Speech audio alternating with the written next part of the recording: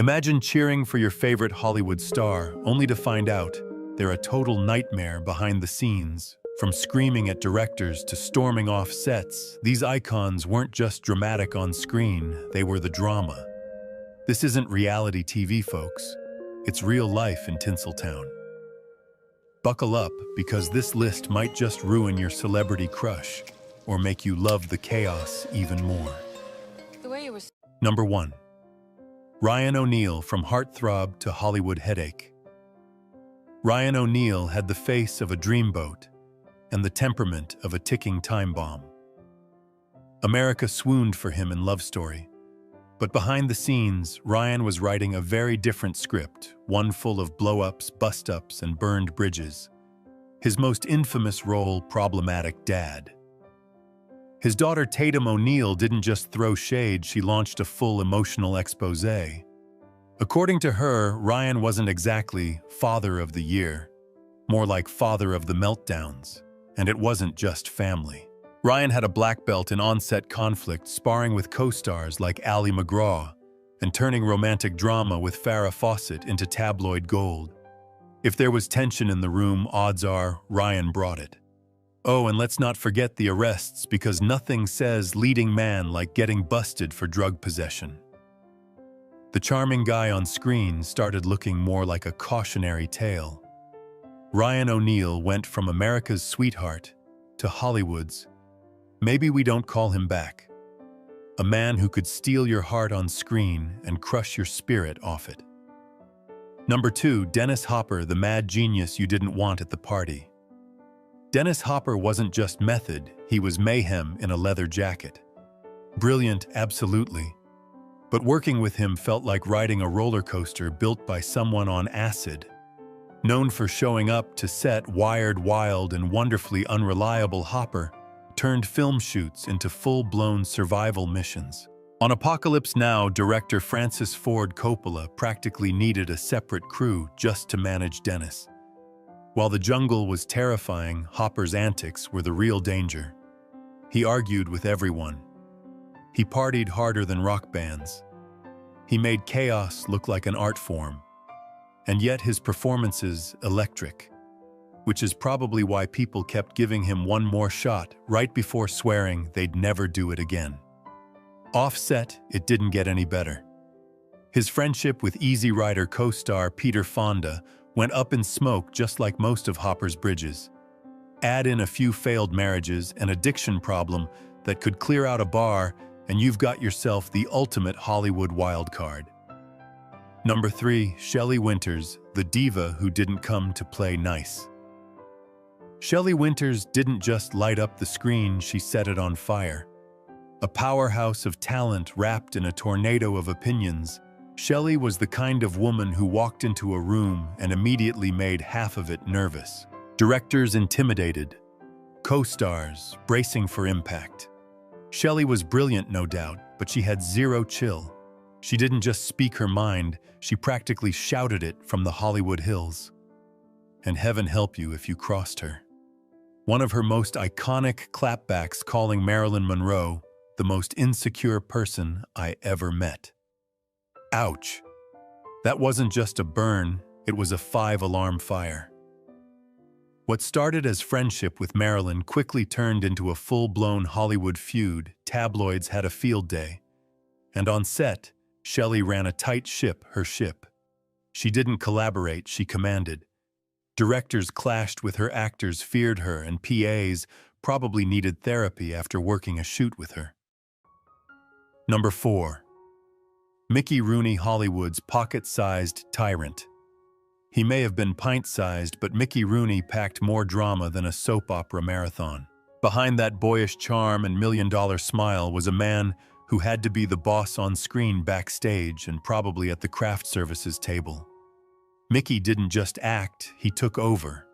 Directors dreaded his creative input, which usually meant do it my way or I throw a tantrum. Co-stars exhausted. He was a one-man hurricane in tap shoes. And then there was his love life. 8 marriages. 8. Including a fiery fling with Ava Gardner that could have fueled a telenovela. She later described him as jealous and controlling, so basically romantic bliss Rooney style. But wait, there's more. Despite earning millions, Mickey somehow managed to end up broke. Multiple bankruptcies, plenty of finger-pointing at accountants, and zero personal accountability. Classic. A legend, sure.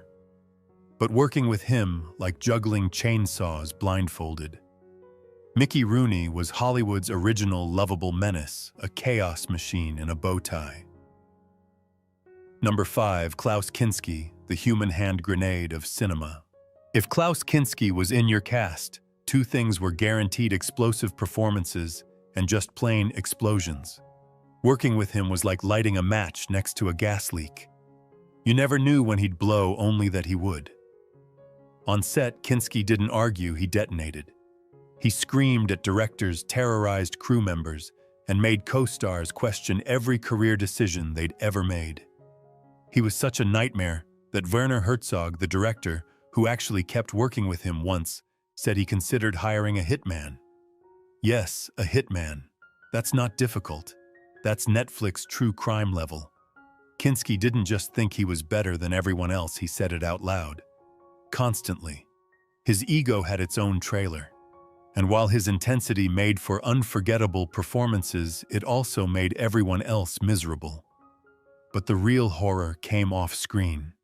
His daughter, Pola Kinski, later accused him of years of sexual abuse, a revelation so disturbing it turned public distaste into outright revulsion. Klaus Kinski wasn't just the most hated man on set, he became one of the most hated names in the industry. A legend, yes, but one few would ever want to meet. Number 6, Tatum O'Neal, from Oscar darling to Hollywood's wounded rebel. She won an Academy Award at age 10, youngest ever. Cute, charming, unstoppable until Hollywood did what it does best, eat its young. Tatum O'Neal didn't grow up behind the scenes, she grew up in the scandal. Her relationship with her father, Ryan O'Neal, was less daddy's little girl, more daddy dearest. She accused him of abuse, neglect, and emotional chaos that made tabloid editors weep with gratitude. As if the family drama wasn't enough, Tatum's adult life came with a side of sirens. Multiple arrests, heroin possession, and public meltdowns kept her name in the news for all the wrong reasons. On set, she became known for being difficult, unreliable, and walking a tightrope between comeback and collapse. Directors weren't sure if they were hiring an actress or a liability. Still, Tatum had talent and pain, a lot of it. And while her early stardom faded fast, she never disappeared entirely. She just became Hollywood's cautionary tale, what happens when the spotlight hits too soon and no one teaches you how to live in the dark. Number 7, John Wayne, the Duke of Drama, and we don't mean on-screen. John Wayne didn't just play the tough guy, he was the tough guy both in the saddle and at the dinner table. But behind the swagger and cowboy boots was a man whose off-screen opinions packed more firepower than his Colt revolver. Wayne was Hollywood's all-American icon, unless you were anti-war liberal or breathing in the 1960s. His diehard support for the Vietnam War and shoot-from-the-hip politics made him a hero to some and a relic to others. And don't get us started on those controversial comments about race. Let's just say they aged like milk in the Mojave. He wasn't exactly easy to direct either. John Wayne didn't take notes, he took over. Directors like Howard Hawks clashed with his strong-arm style, but what were you gonna do, tell the Duke? No, his on-screen persona was all grit and glory, but off-screen. It was more like my way or get out of my saloon. For every fan who loved his old-school masculinity, there was someone else who saw him as out of touch and overbearing. Number 8, Joan Crawford.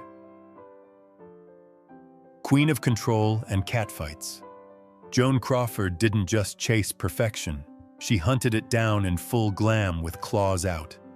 On set, she wasn't just an actress. She was the standard, the schedule, and occasionally the storm. Known for turning every scene into high art and every dressing room into a battlefield, Joan demanded spotless sets, quiet respect, and lighting that obeyed her laws of physics. Directors feared her, co-stars braced themselves, and if you moved her props, may the film gods help you. Her obsession with control extended beyond the studio. Home spotless, life scripted, public image micromanaged. Joan ran her career like a five-star general in heels, but her most legendary role, arch nemesis to Bette Davis. Their feud on Whatever Happened to Baby Jane was the Super Bowl of shade. On screen, they played deranged sisters. Off-screen, it was knives-out warfare with lipstick on. Number 9. Claudia Cardinale, the Hollywood rebel who ghosted the fame game. While other starlets were chasing Oscars and studio contracts, Claudia Cardinale looked at Hollywood, shrugged, and said, "No thanks." Glamorous, gifted, and gloriously defiant, she chose art over fame, and Hollywood never forgave her for it. Producers wanted a pinup. Claudia gave them politics poise and Italian cinema. While her peers were posing for press junkets, Claudia was working with European auteurs who valued acting over ad campaigns. Imagine the audacity. Hollywood didn't know what to do with her. She wasn't hungry for gossip column glory or designer endorsement deals. She wanted depth, not dollars, and that made her dangerous. As a result, Claudia became a legend in Europe and a mystery in America. To US audiences, she wasn't a scandalous tabloid queen or a studio puppet. She was elusive, elegant, untouchable, which, let's face it, probably made her even cooler. Number 10. Robert Blake, from Emmy winner to murder trial headliner. Robert Blake had one of those faces, classic, tough, unforgettable. But by the 2000s, no one was talking about Beretta. They were too busy watching his real-life crime drama unfold in the courtroom. In 2001, Blake's wife, Bonnie Lee Backley, was found shot dead in his car outside a restaurant. Blake claimed he went back inside to get a gun. He forgot, yes, forgot, and came back to find her murdered. Convenient. The jury thought so. The public, even more suspicious. He was arrested, charged, and thrown into a media firestorm that made O.J. look like a warm-up act. Though acquitted in criminal court, Blake was later found liable in civil court. Translation: he walked free, but his reputation never did. Even before the murder scandal, Blake was that guy on set, short-tempered, combative, and allergic to direction. Directors rolled their eyes. Co-stars kept their distance. Hollywood had already started ghosting him long before the headlines hit. From child star to prime suspect, Robert Blake's story became less about scripts and more about suspicion. In the end, he didn't just kill his career, he buried it under courtroom drama. Number 11. Peter Sellers, comic genius, or certified menace, why not both? Peter Sellers could make the world laugh, then storm off set mid-scene because someone moved a prop 2 inches. He was a master of comedy and a disaster of a coworker. Working with him, think Pink Panther chaos, but without the laugh track. Sellers wasn't just moody, he was mood-swinging at Olympic speed. 1 minute charming and brilliant, the next screaming at directors and threatening to quit over creative differences, not getting his way. Some days he literally wouldn't speak to his co-stars between takes, because why bother? His director, Blake Edwards, once called him a genius and also a nightmare. That sums it up pretty well. Sellers' behavior was so erratic, even his characters seemed more stable than he was. And his love life. 4 marriages, each with more drama than the last. Swedish actress Britt Ekland, his second wife, painted a picture of a man who could go from tender to tyrannical before the kettle even boiled. Behind the laughs was a deeply troubled man, whose brilliance came with a serious warning label. Peter Sellers didn't just play the fool, he made fools out of everyone who thought working with him would be easy. Number 12. Elizabeth Taylor, Queen of Diamonds, and Divorce Court. Elizabeth Taylor didn't just steal scenes, she stole headlines, hearts, and maybe a husband or two. With 8 marriages to 7 men, she turned matrimony into a hobby and scandal into an art form. Her love story with Richard Burton, Hollywood's ultimate roller coaster. Passion, public fights, diamonds the size of fists, a divorce, and then another marriage to the same guy just for the sequel. The paparazzi had a permanent stakeout outside their lives. But Liz wasn't just famous for love affairs. Her jewelry collection could bankrupt small countries. The Taylor-Burton diamond alone was so huge it had its own zip code. To some, she was pure glamour. To others, she was what happened when Hollywood got drunk on its own sparkle. Critics said she was too dramatic, too extravagant, too much. But wasn't that kind of the point subtlety was for amateurs? Elizabeth Taylor lived life like a Technicolor epic, and every scandal only added to her legend. She won Oscars, wore tiaras to lunch, and married like it was a competitive sport. Was she messy? Absolutely. Was she unforgettable? Even more so. Number 13. Roman Polanski, the director who fled the final act. Roman Polanski directed some of cinema's greatest thrillers, but his real-life plot twist outshined them all. In 1977, he was arrested on serious charges involving a minor. The courtroom was buzzing, the tabloids were foaming, and before sentencing, Polanski did what few dare: he skipped town. As in fled the country. He's been living the international fugitive life ever since. A-list director. Yes. Wanted man, also yes. While some still toast his film genius, others ask, why are we still giving this guy standing ovations? Hollywood's response: a mess of moral gymnastics. Some defended him, others distanced themselves. Meanwhile, Polanski kept winning awards in absentia naturally. Roman's story proves one thing: even in Tinseltown, some scripts go way off book, and this one's still unfinished. Number 14. Frank Sinatra, chairman of the Board of Rage. Frank Sinatra had the voice of an angel and the temper of a nightclub bouncer. One second he was crooning "Fly Me to the Moon." The next he was throwing punches at photographers for snapping a bad angle. Reporters, he loathed them. Waiters, better get the drink order right. Friends, tread lightly. Frank's fuse was shorter than his signature tux pants. And let's talk mob rumors. Old Blue Eyes had more shady connections than a noir film. Dinners with known mobsters, check. Whispers of favors and favors returned, double check. If you needed a gig or someone taken care of, Sinatra might have had a guy. Romantically, he was a human carousel, 4 marriages, countless affairs, and a tabloid career to match his musical one.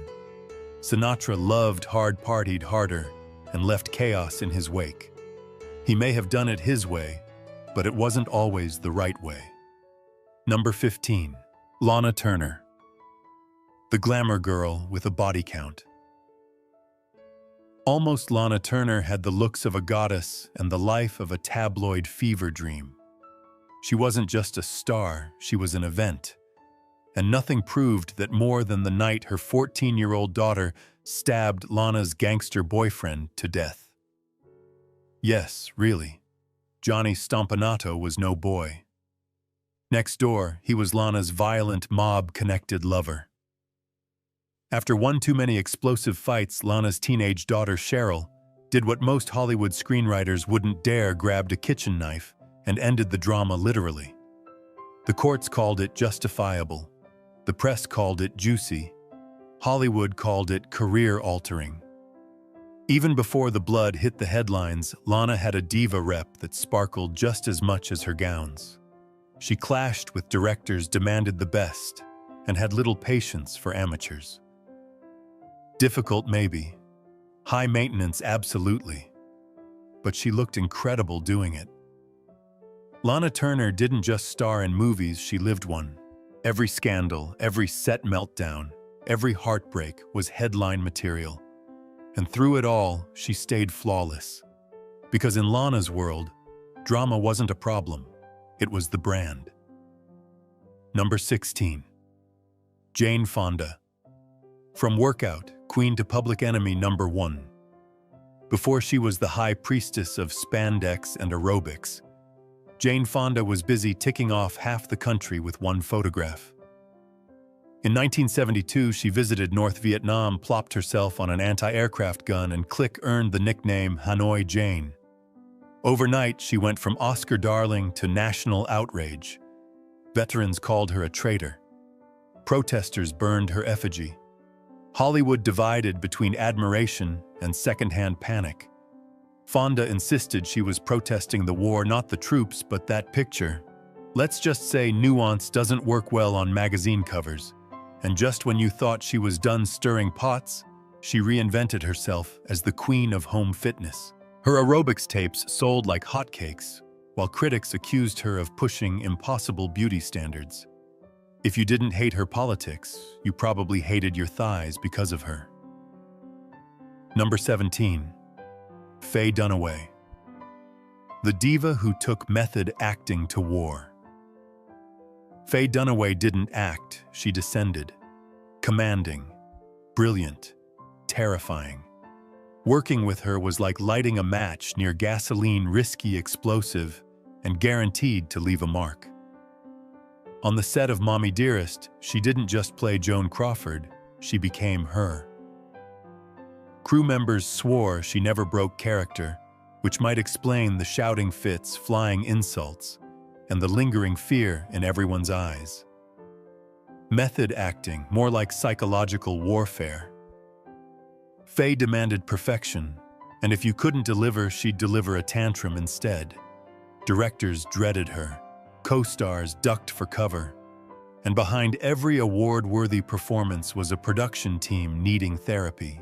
Her off-screen feuds were just as juicy, ask Roman Polanski, who once reportedly yanked her hair out on set. Spoiler, it didn't go over well. In Hollywood, they say, never work with kids, animals, or Faye Dunaway. Number 18. Marilyn Monroe, the blonde bombshell who blew up the system. She was the face of glamour, but behind the platinum curls and perfect pout, Marilyn Monroe was a beautiful mess with big dreams and even bigger baggage. She was late. Constantly. She missed entire shooting days. Directors pulled their hair out. But when she did show up, magic. Tragic, chaotic magic. Marilyn battled depression, anxiety, and the prison of being Hollywood's favorite dumb blonde. But she wanted more serious roles, creative control, respect. So she did. The unthinkable started her own production company. In the 50s, while being the most famous woman in the world. The studios furious, the men in charge terrified. Marilyn wasn't playing by the rules anymore. She may have been fragile, but she wasn't stupid. Marilyn Monroe fought for her voice even when it cracked. Number 19. Marlon Brando, the method actor who ghosted reality. Marlon Brando wasn't just a star, he was a walking contradiction in a leather jacket. Genius, absolutely. Easy to work with. Only if you enjoyed chaos. On Apocalypse. Now he showed up overweight, unprepared, and hadn't read the script. He refused to memorize lines, demanded they be read to him like bedtime stories, and still turned in a performance so haunting, it made everyone forget how much they wanted to strangle him. He clashed with directors, ignored producers, and treated film sets like his personal playground. But if you dared to question him, he'd hit back with either a monologue or a lawsuit. Off-screen, he was just as complicated. Activist, lover, absentee father. Brando had affairs scandals, and kids who later called him emotionally absent and deeply flawed. And let's not forget the Oscars incident. He refused his Academy Award and sent a Native American activist to reject it on live TV. Iconic, yes, polarizing more than a little. Brando redefined acting and also redefined difficult. Number 20. Natalie Wood, Hollywood's golden girl with a mystery ending. Natalie Wood had the perfect Hollywood life until it ended with one of Tinseltown's most infamous mysteries. A yacht. A fight. A body in the water. No scriptwriter could have penned it better. She was on a boat with husband Robert Wagner and actor Christopher Walken. Hours later, she was found drowned wearing a nightgown and socks. The official story, accident. The public reaction. Suspicious silence. Reports of a heated argument that night fueled rumors of foul play. Wagner's story kept changing. Walken stayed cryptic, and investigators looked more confused than a soap opera cast during a plot twist. The case was reopened in 2011. Wagner was named a person of interest, but no charges were filed, which only made things juicier. Was it an accident, a cover-up, a Hollywood tragedy with a third act still missing? Even in death, Natalie Wood remained the ultimate enigma, a star who went out the way she lived, surrounded by glamour, shadows, and whispers. Number 21. Bette Davis, the original Hollywood badass with zero time for your nonsense. Bette Davis didn't break the Hollywood mold, she shattered it, ground it into powder, and used it as eyeshadow. She wasn't here to smile and look pretty. She was here to act and to fight like hell for it. Long before a strong female lead was a buzzword, Bette was out here suing Warner Brothers for better roles. She lost the case but won the war. She clashed with studio execs, called out lazy co-stars, and made no apologies for demanding excellence even if it meant a few bruised egos. And then there was the legendary feud with Joan Crawford. Think Real Housewives, but with Oscars and better fashion. Whatever happened to Baby Jane iconic? Their behind-the-scenes drama even juicier. Bette wasn't warm and fuzzy, she was fierce, demanding, and allergic to mediocrity. Hollywood either loved her or feared her, usually both. And if you thought you could outact her, outshine her, or outlast her, you were probably unemployed by lunchtime. Number 22. Judy Garland, the star who got trapped. Somewhere Over the Rainbow. Judy Garland sang Somewhere Over the Rainbow, but real life gave her a storm cloud and a bottle of pills. Pushed into stardom as a child, Judy was Hollywood's favorite doll, drugged to stay thin, perked up for late shoots, and sedated to sleep. The studios called it managing talent. Psychologists today call it a mental health disaster. As she grew up, Judy didn't just carry a tune, she carried trauma. Addiction, divorce, depression. You name it, she lived it. On set, she was magnetic but unstable. One day, she lit up the screen. The next, she didn't show up at all. Her 5 marriages could have filled a soap opera season, and her breakdowns filled tabloids. But through it all, that voice aching, raw, unforgettable, never left her. Judy Garland wasn't just a tragic starlet. She was a warning label, a legend, and a soul too fragile for the studio machine that built her. Number 23, Howard Hughes, the billionaire who battled germs and Hollywood. Howard Hughes had it all: money, power, movie studios, and a crippling fear of literally everything. Sure, he built planes, dated starlets, and made epic films. But by Act 3 of his life, Hughes wasn't directing movies, he was directing his own slow descent into obsessive madness. He washed his hands so often, they probably filed for workers' comp. If someone touched his stuff, into the fire it went. Rumor has it he burned clothes more often than he wore them. Professionally, he was a micromanaging maniac. His movie, The Outlaw, took years to release, not because of artistic vision, but because Hughes couldn't stop re-editing every frame like a man possessed. Eventually, he locked himself away in a Vegas penthouse, watching movies in Kleenex boxes on his feet. and issuing instructions like an eccentric Bond villain. Number 24. Joan Collins, Dynasty's reigning drama queen. Joan Collins didn't just play divas, she was the diva.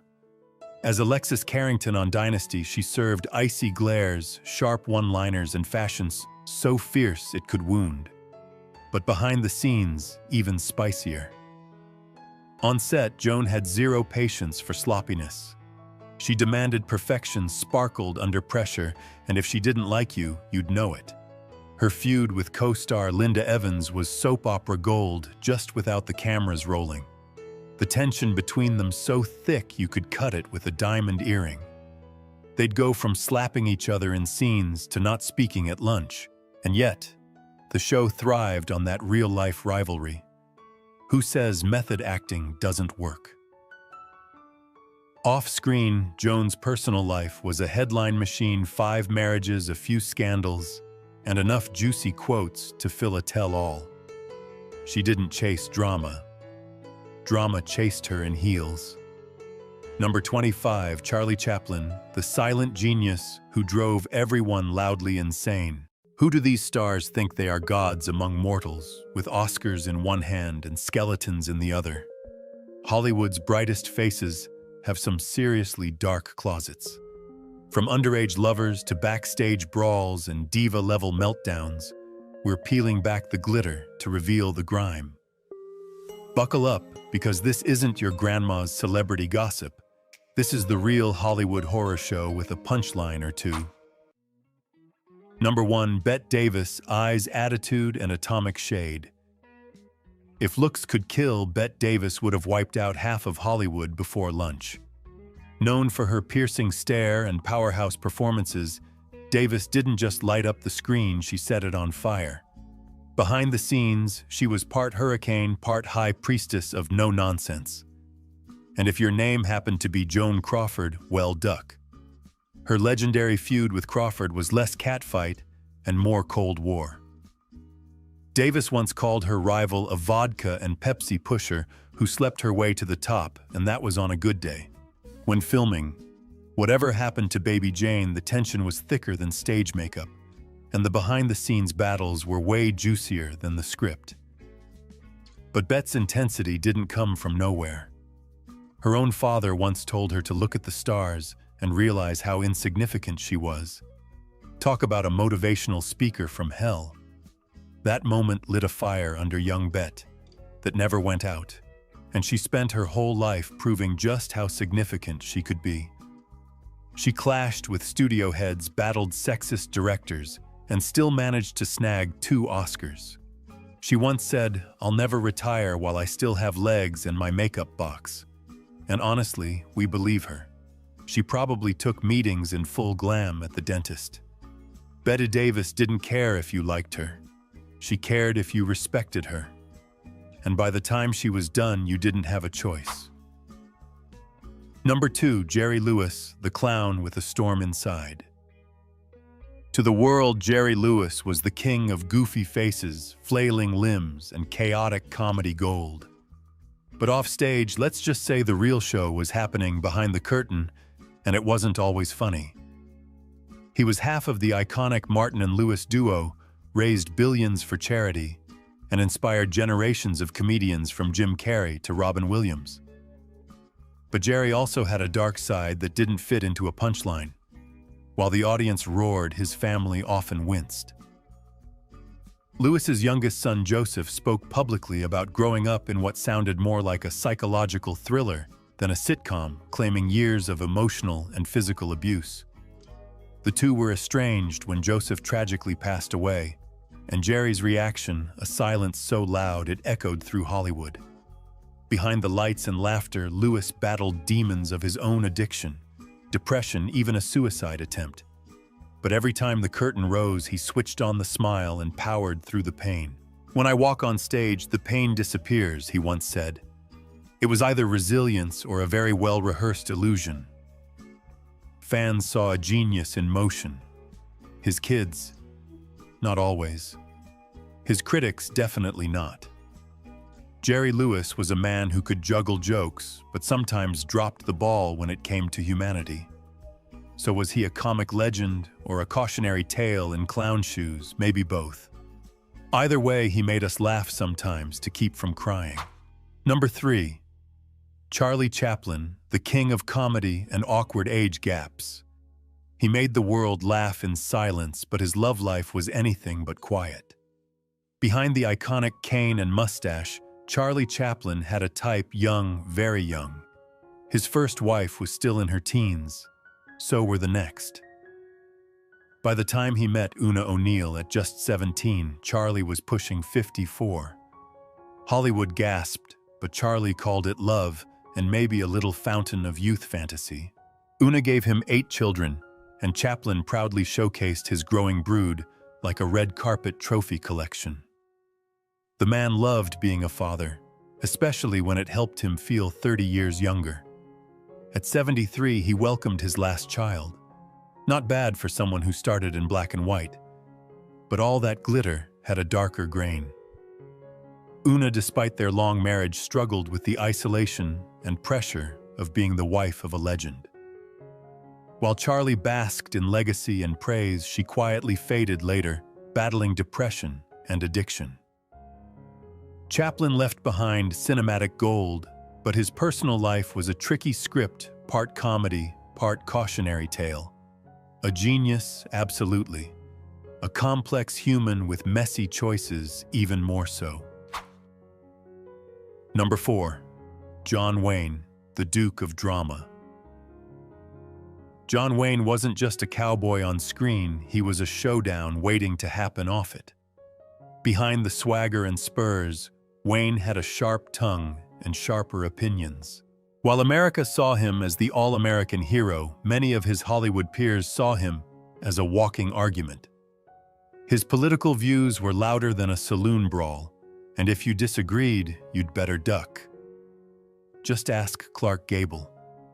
The two legends clashed during the filming of Mogambo, and Wayne, ever the loyal gunslinger, took sides with director John Ford, even if it meant throwing shade at Gable for no good reason. "He's handsome, sure," Wayne reportedly said. "But Gable's an idiot. Acting's the only thing he's smart enough to do, yikes." His daughter Isa later revealed that this grudge lasted for years. Even when there was no real beef, Wayne couldn't resist serving up a side of sarcasm with his morning coffee. That iconic cowboy cool. Sometimes it was just a cover for being plain old cranky. But love him or loathe him, Wayne never pretended to be anything but himself. And in an industry full of masks and make-believe, that kind of brutal honesty, however uncomfortable, was his own brand of Wild West justice. The Duke didn't shoot blanks. Not on screen, not in life. Number 5. Joan Crawford. Mommy Dearest, or Hollywood's fiercest diva to the world. Joan Crawford was the ultimate movie star, red lips, sharp cheekbones, and a glare that could stop traffic. But at home, let's just say, it wasn't all martinis and mink coats. Her daughter Christina blew the lid off Hollywood's best-kept secret in her bombshell memoir, Mommy Dearest, turning wire hangers into a symbol of pure childhood terror. Behind the Oscar-winning glamour was a mother who didn't just set high standards, she threw them at you. Sometimes literally. Christina alleged everything from being choked to being slammed on the floor like a rag doll during one of Joan's infamous rages. And no, this wasn't a deleted scene from a noir thriller. This was Tuesday night in the Crawford mansion. On camera, Joan was elegance incarnate, starring alongside greats like Clark Gable and Bette Davis. But behind closed doors, think less Golden Age and more House of Horrors. The woman could command a room and apparently terrorize it too. Still, it's hard to deny Crawford's talent and iron will. She climbed from silent films to Oscar glory, all while reinventing herself every decade. But the same control that built her legacy may have crushed everything personal in its path. So was she a legend, a monster, or both? In Hollywood, sometimes the most iconic roles aren't the ones you play on screen. Number 6, Mickey Rooney, Hollywood's eternal boy with grown man problems. Mickey Rooney was the ultimate child star, wide-eyed, quick-witted, and always one song away from a tap dance. He charmed his way into America's heart and into more scandals than the National Enquirer could print in a weekend. With 4 Oscar nominations and a career that spanned 9 decades, you'd think Rooney was a golden boy. But off-screen, the only thing he collected faster than credits was wives, 8 of them, to be exact. And that's not even counting the alleged teenage affairs, including one very eyebrow-raising rumor involving a young Elizabeth Taylor. Yep, yikes. Behind the scenes, Mickey had a darker side. He was addicted to gambling substances and apparently drama. The Andy Hardy sweetheart you saw on screen, nowhere to be found in casting sessions, where he reportedly auditioned actresses for roles that didn't exist, except maybe in his imagination. Colleagues called him abrasive, bombastic, and impossible to work with. One even described him as a whirlwind of ego in elevator shoes. And after filming with Elizabeth Taylor, he trashed her talent in public. Stay classy, Mick. Yet somehow the studios kept casting him. Maybe it was his undeniable talent. Maybe it was Hollywood being Hollywood. Either way, Mickey Rooney's real-life script was a wild ride, equal parts musical melodrama and moral cautionary tale. Number 7. Faye Dunaway, Hollywood royalty, with a diva degree. Faye Dunaway didn't walk onto set. She descended like a tempest in heels. With cheekbones sharp enough to slice through egos and a gaze that could freeze time, she was born to play powerhouses. The problem: she didn't stop when the cameras did. From Bonnie and Clyde to Network, Dunaway delivered iconic performances. But behind the scenes, she was known less for method acting and more for meltdown acting. Directors ducked, assistants cried, and Teamsters, rumor has it, she once made one flush her toilet. We're not saying she was demanding, we're saying Valley of the Dolls took notes from her. During Mommy Dearest, co-star Rutanya Alda said Faye slapped her for real. No fake stage smack, just full-force Oscars be damned contact. Another crew member recalled her throwing a cup of, well, let's just say, not water at Roman Polanski on Chinatown. Stay hydrated, but maybe not like that. Lines were forgotten, tantrums were thrown, and still she was brilliant. That's the paradox of Dunaway. One minute she's terrorizing the set, the next she's delivering a monologue so electric it silences the room. Faye Dunaway didn't play characters. She became them. And if that meant terrorizing half the cast and crew in the process, well, darlings, that's showbiz. Number 8, Elizabeth Taylor. Violet Eyes, Velvet Scandals. Elizabeth Taylor didn't just break hearts. She detonated marriages like it was an Olympic sport. With looks that could stop traffic and a romantic history that could cause traffic, Liz was Hollywood's ultimate love hurricane. In the late 1950s, she flipped the tabloids upside down by falling for singer Eddie Fisher, who, minor detail, happened to be married to her best friend, America's sweetheart, Debbie Reynolds. Even juicier, Eddie had just been the best man at Elizabeth's last wedding. Plot twist: Elizabeth's husband had recently died in a plane crash. You can't make this stuff up.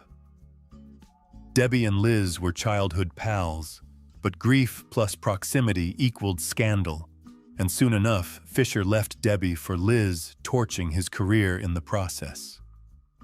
Seriously, contracts got canceled faster than you can say public outrage.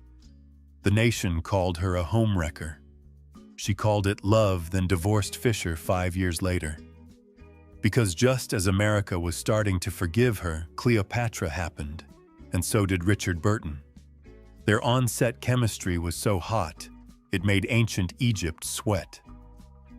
Liz left Fisher, married Burton twice, and became the poster child for love loss and luxury. Was she dramatic? Obviously. But boring never. Elizabeth Taylor lived in diamonds, scandals, and unapologetic passion. 8 marriages, 7 husbands, and 0 regrets. Number 9, James Dean, rebel without a pause button. James Dean, the face that launched 1,000 leather jackets and a lifetime supply of teenage angst. Immortalized in just 3 films, he became the blueprint for the brooding bad boy. But off-screen, he was less James Cool Dean and more James Please Chill Out Dean. According to those who worked with him, Dean could be difficult, moody, sulky, prone to showing up late and chewing scenery like it owed him money. One Broadway publicist called him the most uncooperative, moodiest, and most offensive actor he'd ever met. Yikes, and this was before Dean was famous. On set, he'd improvise entire scenes without warning, throwing off co-stars and driving directors to the brink. Even Rock Hudson, a man known for his patience, admitted Dean was hard to be around. He never smiled, Hudson said.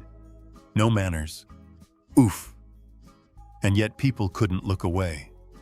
His pout, his swagger, his tragic death at 24 in a high-speed car crash. Dean became a myth before he even hit his prime. Critics called him a symbol of youthful rebellion.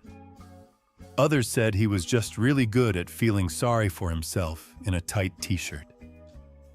Was he misunderstood? Maybe. Brilliant, probably. A handful, definitely. James Dean lived fast, drove faster, and left behind a legacy built on talent, tragedy, and just the right amount of tortured eye contact. Number 10, Lucille Ball, queen of comedy, boss of everything. You loved Lucy. Everybody did, but working with her. That's another sitcom entirely. Lucille Ball wasn't just the queen of comedy, she was the empress of control. On screen, she was America's favorite goofball, tumbling into chocolate conveyor belts and grape barrels. Off screen, she ran her set like a 5-star general, with a sense of timing sharper than her eyeliner. Guest star Tony Randall once shared that Lucy bossed everybody around and didn't spare anyone's feelings. But here's the kicker he didn't mind. Why? Because she was always right. If you're gonna be a dictator, at least be a funny one with perfect comic instincts. Lucille had 0 patience for sloppiness. If you flubbed a line, misread a cue, or blinked at the wrong time, brace yourself. She could stop a take cold with one icy glare. The only thing more powerful than Lucy's laugh track, her standards. Yet for all her toughness, Lucy was still beloved. Her perfectionism wasn't ego, it was dedication. She knew comedy was serious business, and every pratfall was precisely planned. So yes, she ruled with an iron fist covered in rhinestones, and maybe a little lipstick. But when the cameras rolled, magic. Lucille Ball wasn't just a funny woman, she was a comedy tycoon who built an empire, one laugh and one terrified crew member at a time. Number 11. Steve McQueen, the king of cool and chaos. Steve McQueen was the original cool guy, motorcycles, sunglasses, a permanent squint, like he'd just stared down the sun. But beneath the rebel swagger, a ticking time bomb in designer boots. On screen, he was the silent badass who made minimalism sexy. Off-screen, he was a volatile mix of charm, insecurity, and a very active imagination, especially when cocaine entered the chat. According to ex-wife Neil Adams, life with McQueen was like riding shotgun in a car with no brakes. One night, things went from tense to terrifying when Steve, convinced she was cheating, pulled a gun on her mid-conversation. She had made a sarcastic joke about having an affair, and he did not take it well. Spoiler alert, guns don't pair well with sarcasm. He was charming, yes, but also jealous, paranoid, and addicted to speed, danger, and control. His need for dominance wasn't just about horsepower, it extended to his relationships. His charisma was a weapon, and when it wasn't getting him his way, rage filled the gap. Still, people couldn't get enough. He had that rugged magnetism that made you want to forgive him even when he was being totally unforgivable. Steve McQueen was a Hollywood icon. But if you looked closely, that cool wasn't always confidence. It was sometimes just well-dressed chaos. Number 12. Spencer Tracy, Hollywood's golden boy with a platinum libido. Spencer Tracy was the kind of actor who made studios swoon and priests sweat. On screen, he was calm, commanding, and as solid as an oak tree. Off-screen, he was more like a windstorm in a whiskey bottle. Behind that all-American charm was a man who kept one foot in the chapel and the other in someone else's bedroom. Though married for life, Tracy was rarely home unless you count the homes of his many rumored lovers, including Ingrid Bergman, Loretta Young, Joan Crawford, and basically half of classic Hollywood's A-list. MGM insiders joked, "Nobody gets more action than Spencer Tracy," and that includes the lighting crew. His most famous love story, a decades-long semi-secret affair with Katharine Hepburn. They met filming Woman of the Year and never looked back except when ducking the press. He never divorced his wife Hepburn, never married him, and the tabloids never stopped speculating. It was the most passionate relationship that never dared say its name.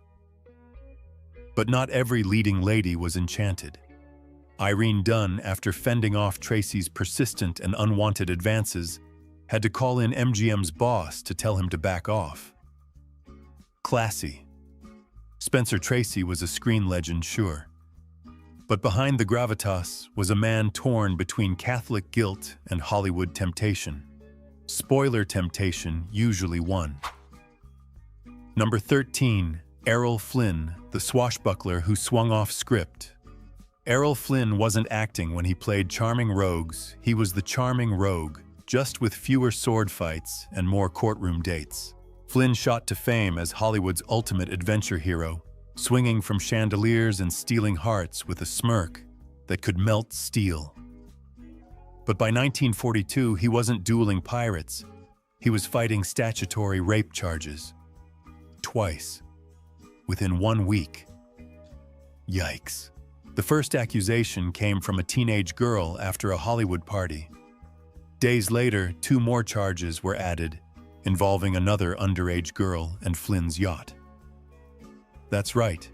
Captain Blood had apparently turned his boat into a very illegal love boat.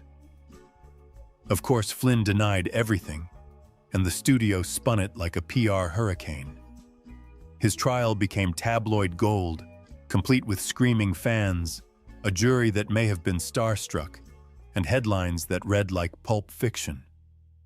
He was acquitted, but the phrase "in like Flynn" was born, and not in a good way.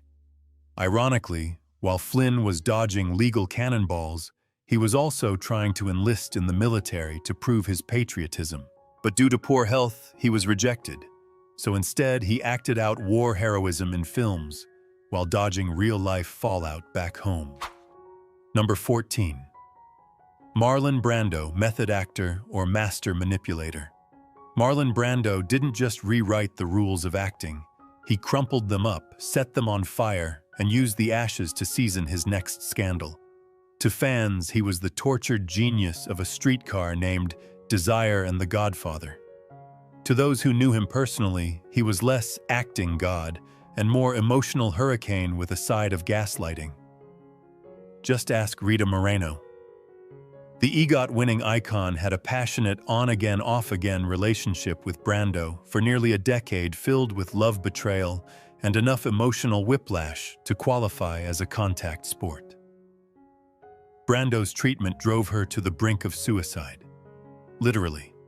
She once attempted to end her life in his house after discovering he had gotten another woman pregnant.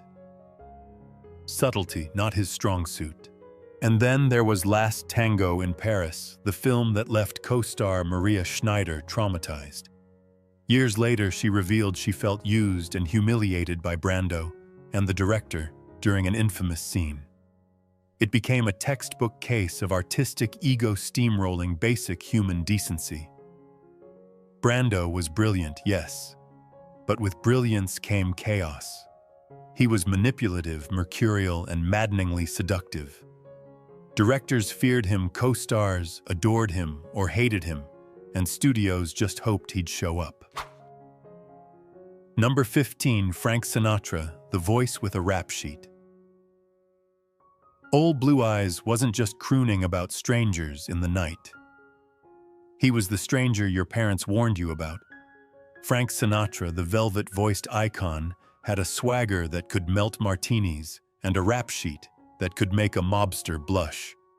Back in 1938, long before he was the chairman of the board, Frank found himself behind bars. The charge, seduction. That's right, he was arrested for allegedly corrupting a respectable woman. The charges were dropped, but not before he had his mugshot taken, looking more flirty than felonious.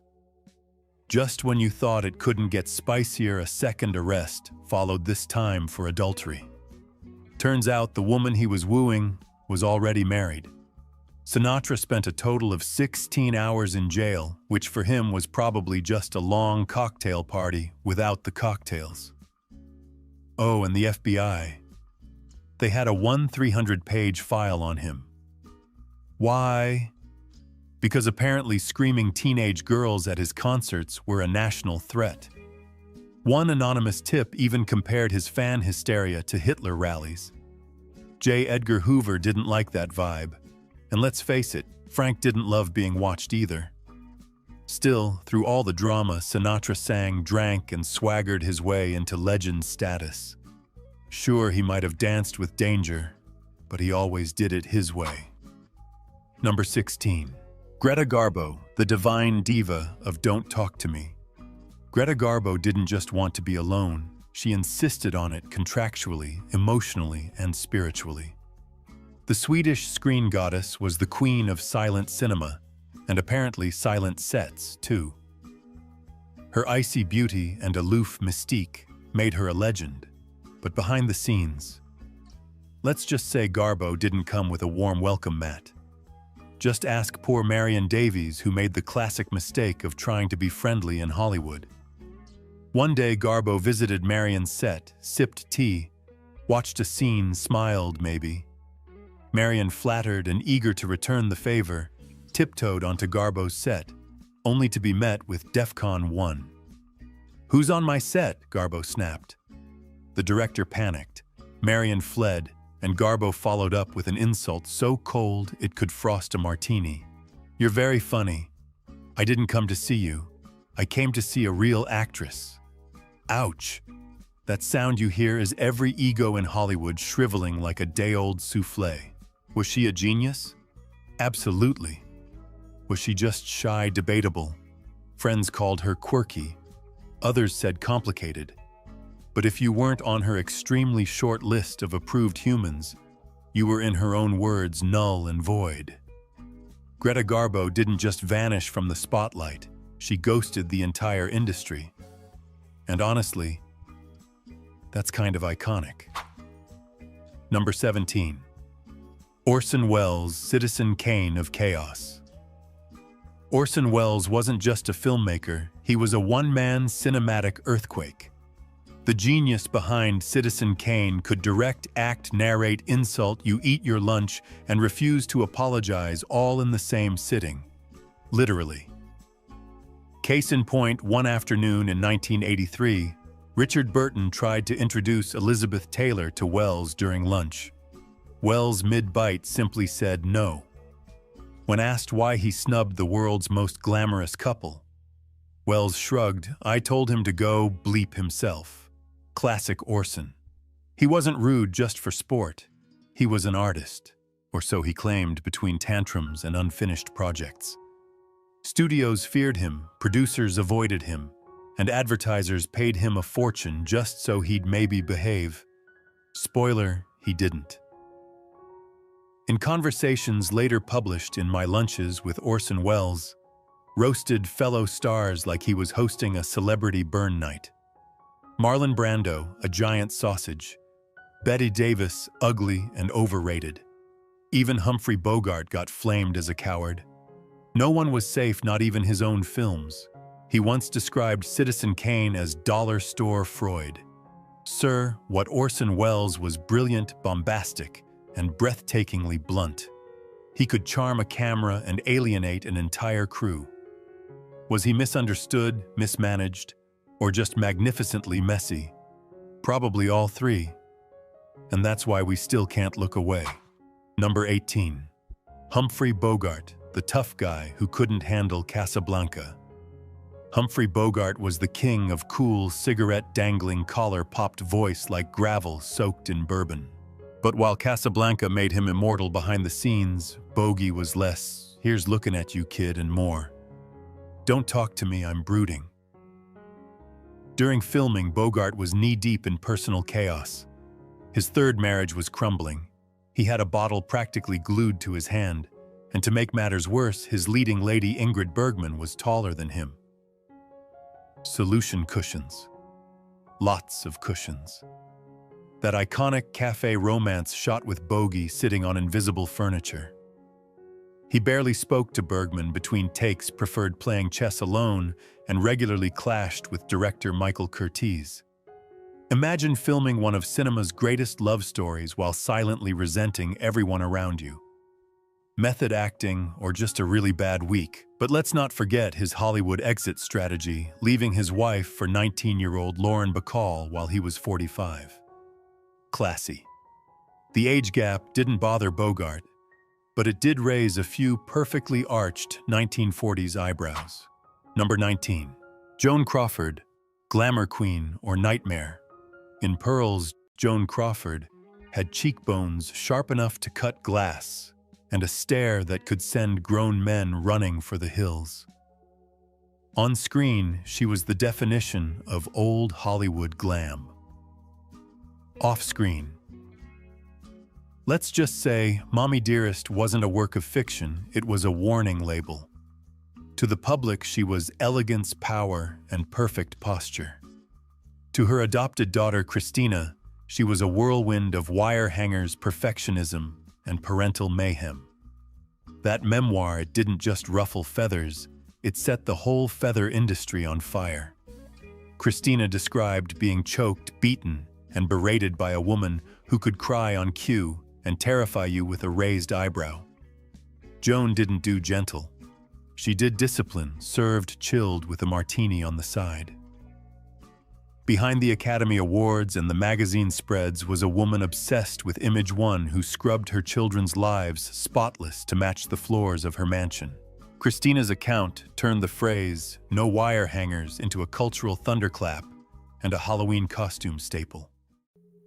What if I told you the golden age of Hollywood was more tequila than tuxedo? Behind the red carpets and charming smiles were wild brawls, secret affairs, drunken benders, and scandals so juicy they'd make TMZ blush.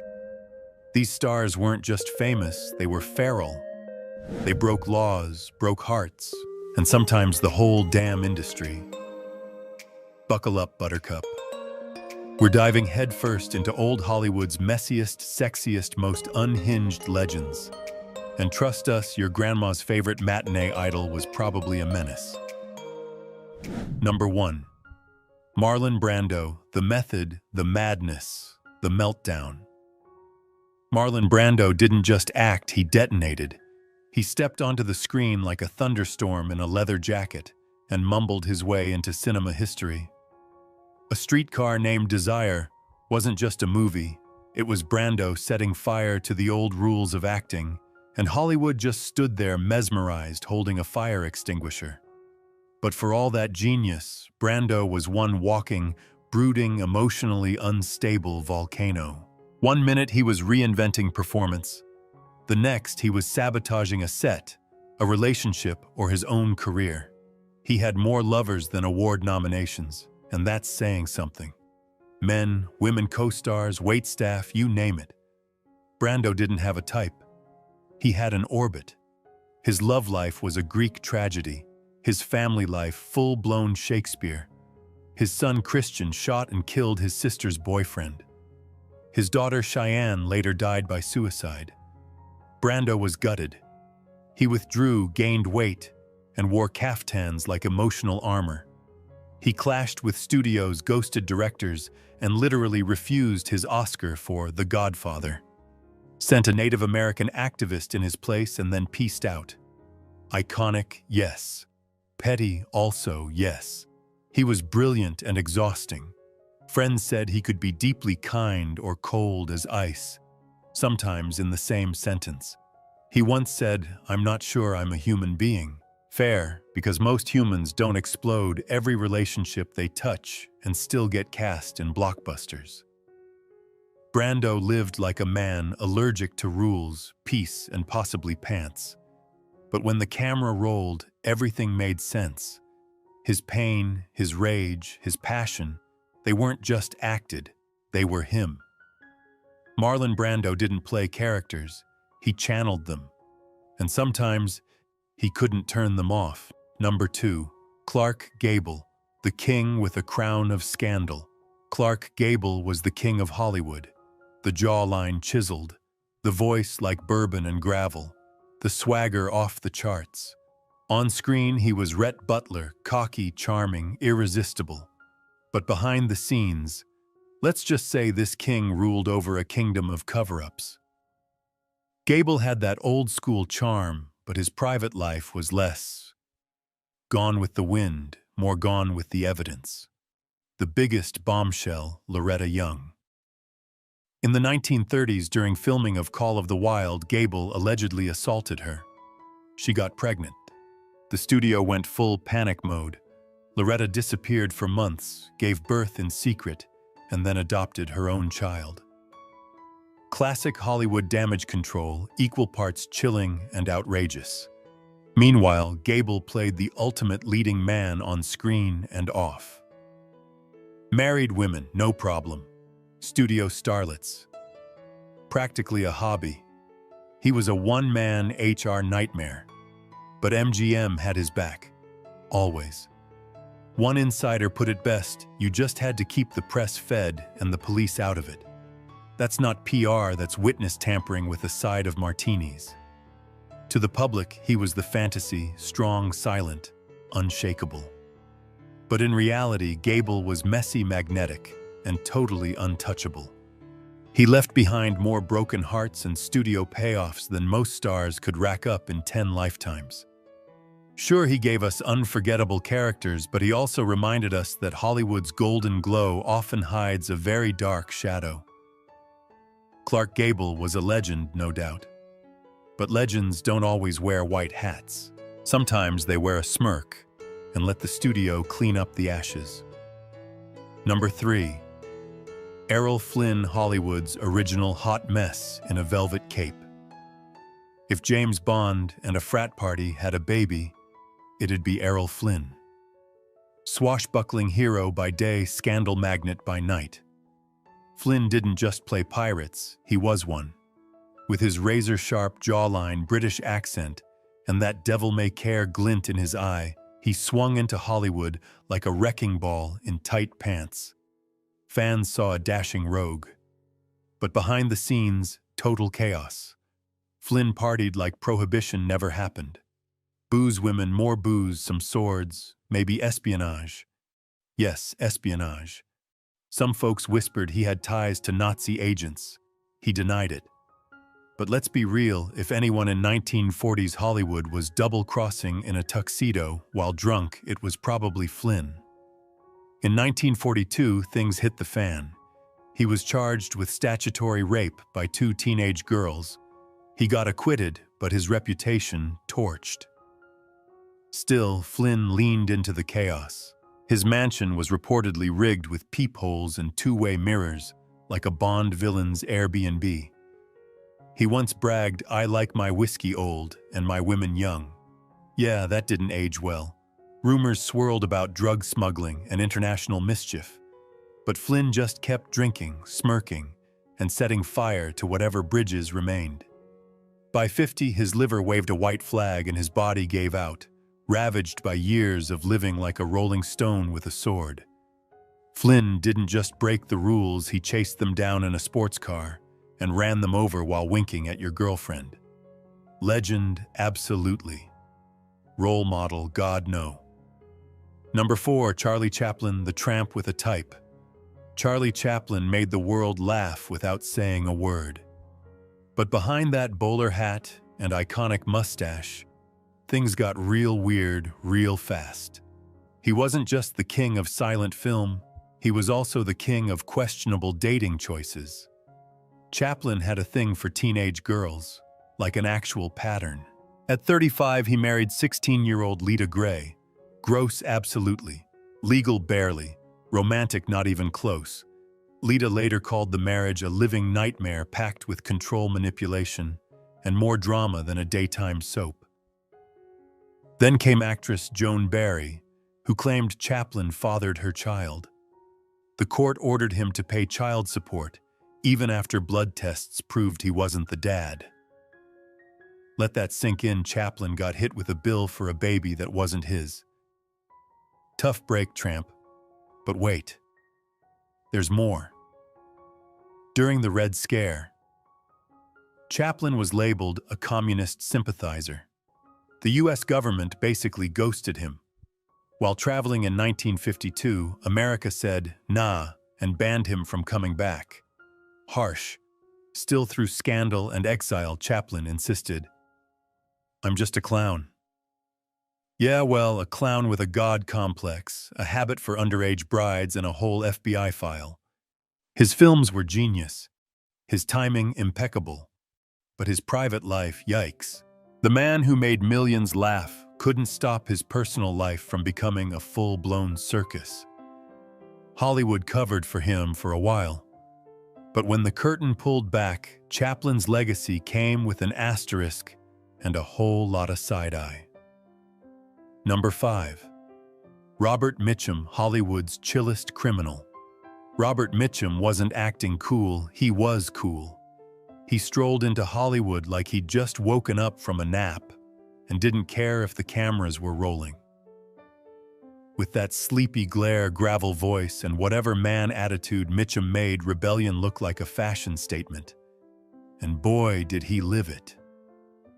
In 1948, Mitchum got busted at a Hollywood party, caught red-eyed smoking weed in an era when that was career suicide. Studios panicked. Mitchum.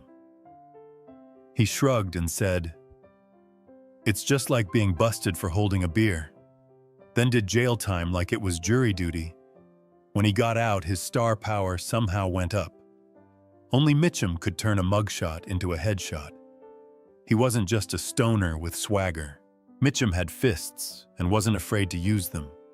He got into bar fights, scuffled on set, and mouthed off to directors like they were unpaid interns.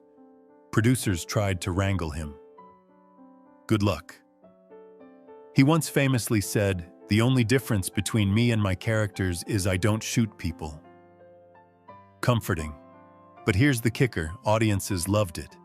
The danger, the defiance, the sense that at any moment, he might just walk off set and into a bar fight.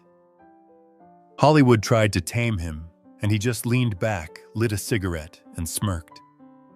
Unlike other stars, Mitchum didn't pretend to be perfect.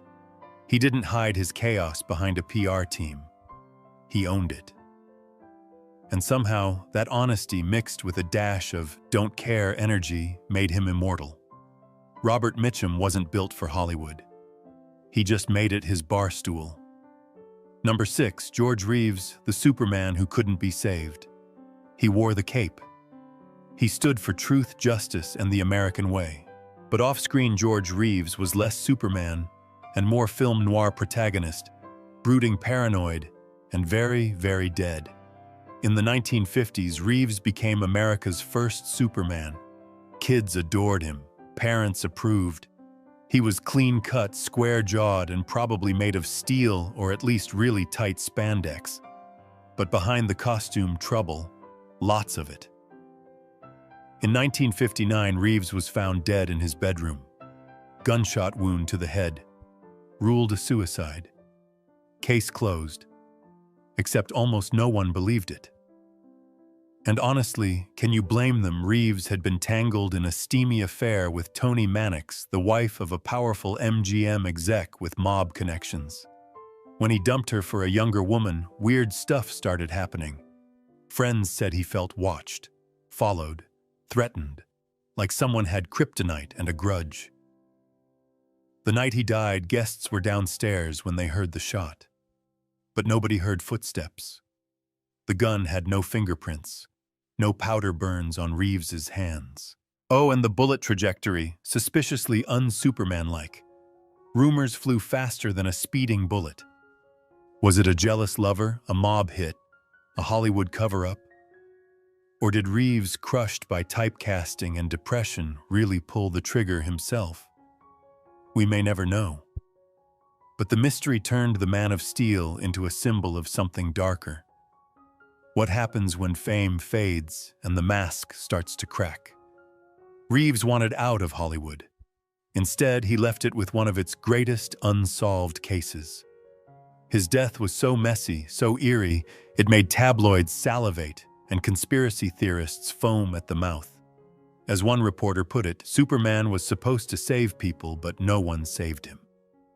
Number 7, Rock Hudson, the heartthrob with Hollywood's biggest secret. Rock Hudson wasn't just a leading man, he was the leading man. Tall, tan, devastatingly handsome, with a chin so perfect it could slice bread. On screen, he was the dreamboat who always got the girl. Off screen, he was playing a far more dangerous role, pretending to be someone he wasn't. In 1950s, Hollywood being gay wasn't just career-ending, it was life-ending. So the studios built a lie around Hudson tall enough to block out the sun. Fake dates with actresses, check. Staged photo shoots with starlets, double check. A marriage of convenience to his secretary. Of course. Hudson wasn't just in the closet, he had a full furniture set and a publicist living in there with him. Behind closed doors, it was a different story. Friends had to keep secrets. Lovers had to hide. And Hudson had to smile through it all, playing the romantic hero while knowing the truth could destroy him. Then, in 1985, the mask cracked. Hudson revealed he had AIDS, making him the first major celebrity to do so.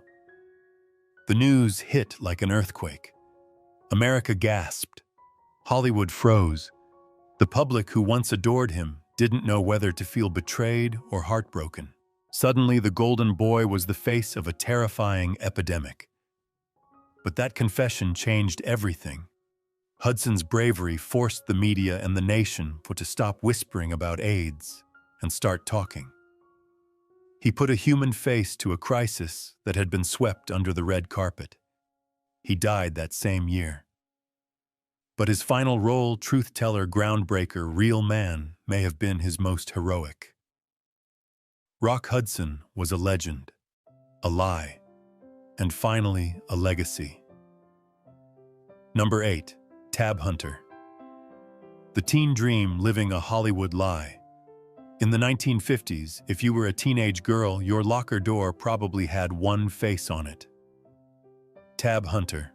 Blonde, blue-eyed smile so bright it could cure seasonal depression.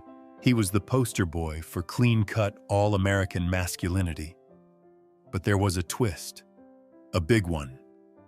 While America swooned over Tab, the heartthrob Tab, the human, was living a secret life, and it was eating him alive. See, Tab Hunter was gay. And in Golden Age Hollywood, that was like being a vampire in a garlic factory. One whiff of the truth, and your career was dead. So the studios went into overdrive, fake dates with actresses, photo ops with beauty queens, tabloid plants saying he was searching for the right girl. Meanwhile, Tab was searching for an exit from the charade. At one point, he was arrested at a gay party. The studio had a meltdown so big, it could have been its own disaster movie. Publicists went full ninja mode to keep his name out of the headlines. One slip, one rumor, and it was over. And the worst part, Tab played along. Not because he wanted to, but because he had to. I couldn't be who I was, he later said. Not in that system. Not back then. So he lived two lives, one in Technicolor, one in total shadow. Eventually, fame faded as it always does, and Hollywood moved on to the next pretty face. But Tab didn't disappear. Decades later, he came out publicly in a memoir that shocked fans and earned a standing ovation from a whole new generation. He wasn't just a forgotten matinee idol. He was a survivor. Tab Hunter didn't get to be his true self in his prime. But in the end, he got the last word, and it was honest, brave, and beautifully real. Number 9. Spencer Tracy. The leading man with demons in the wings. Spencer Tracy looked like the guy you'd want giving a toast at your wedding, steady, sharp, all-American. On screen, he was the definition of integrity. Off-screen, a walking contradiction in a three-piece suit. Tracy was Hollywood's gentleman with a flask in his coat and chaos in his soul. He was a devout Catholic who never divorced his wife but also spent over 25 years in a not-so-secret romance with Katharine Hepburn. To the public, they were just close friends. Sure, and whiskey is just spicy water. But Tracy's biggest relationship wasn't with Hepburn or his wife. It was with alcohol. The man drank like he was trying to erase a secret carved into his bones. Friends would lose track of him for days. He'd vanish into some bar spiral, into a stupor, then show up on set like nothing happened, hair-combed, lines memorized hangover, hidden behind raw talent. He wasn't just moody, he was stormy. Directors described working with him as walking on glass barefoot. One moment he was warm and wise, the next he was throwing scripts and breaking hearts. And Hepburn. She didn't just love him, she managed him. Babysitter, buffer, emotional bodyguard. Her loyalty kept him standing when the bottle tried to take him down.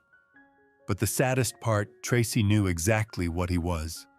He once said, "I have demons and they never let me go." And he meant it. Shame, guilt, addiction, they weren't visitors. They were roommates. He died just 2 weeks after finishing his final film like his soul had been on a stopwatch. Spencer Tracy was brilliant, magnetic, tortured. A man who played strength so well even as he unraveled quietly behind the curtain. Number 10. John Barrymore, the Hamlet who drank the kingdom. John Barrymore was born into royalty, not the Buckingham kind, but the Broadway kind. Acting was in his blood, Shakespeare in his bones, and cocktails in, well, everything else. They called him the Great Profile, and for a while that profile was on every marquee and martini glass in town. In the 1920s and 30s, Barrymore wasn't just an actor, he was the actor. The kind who made Hamlet sexy and sonnets sound like seduction. But while the world applauded, John was backstage doing shots with his demons. At first, his drinking was legendary in a charming rogue kind of way. Late-night parties, witty insults, brandy for breakfast. He was the life of every room and the reason the furniture ended up broken. But then the decline hit. Hard. He started forgetting lines, missing shows, and showing up to sets either drunk, hungover, or just gone. His performances turned from poetic to pathetic. Friends tried to help, but John didn't want saving. He wanted another round. His mansion became a revolving door of strangers' unpaid bar tabs and the occasional peacock, don't ask. Once he was found asleep under a dinner table in someone else's house. Another time, he tried to seduce a statue. The man was a walking Shakespearean tragedy, only louder and more flammable. He insulted studio heads, hit on married women, and pulled pranks at parties that would get you canceled and deported today. One producer famously said Barrymore could outdrink his legacy, and sadly he did. By the end, the great John Barrymore was a shadow of himself, broke, forgotten, and too drunk to remember the lines that once made him a god.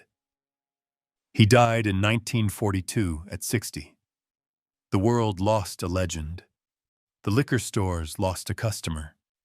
And Hollywood learned that even kings fall, especially when they drink like pirates. Number 11. Fatty Arbuckle, the fall guy who broke Hollywood. Before there was TMZ, before there was tabloid Twitter drama, there was Fatty Arbuckle, the original scandal bomb that rocked Hollywood so hard it needed a morality manual to recover.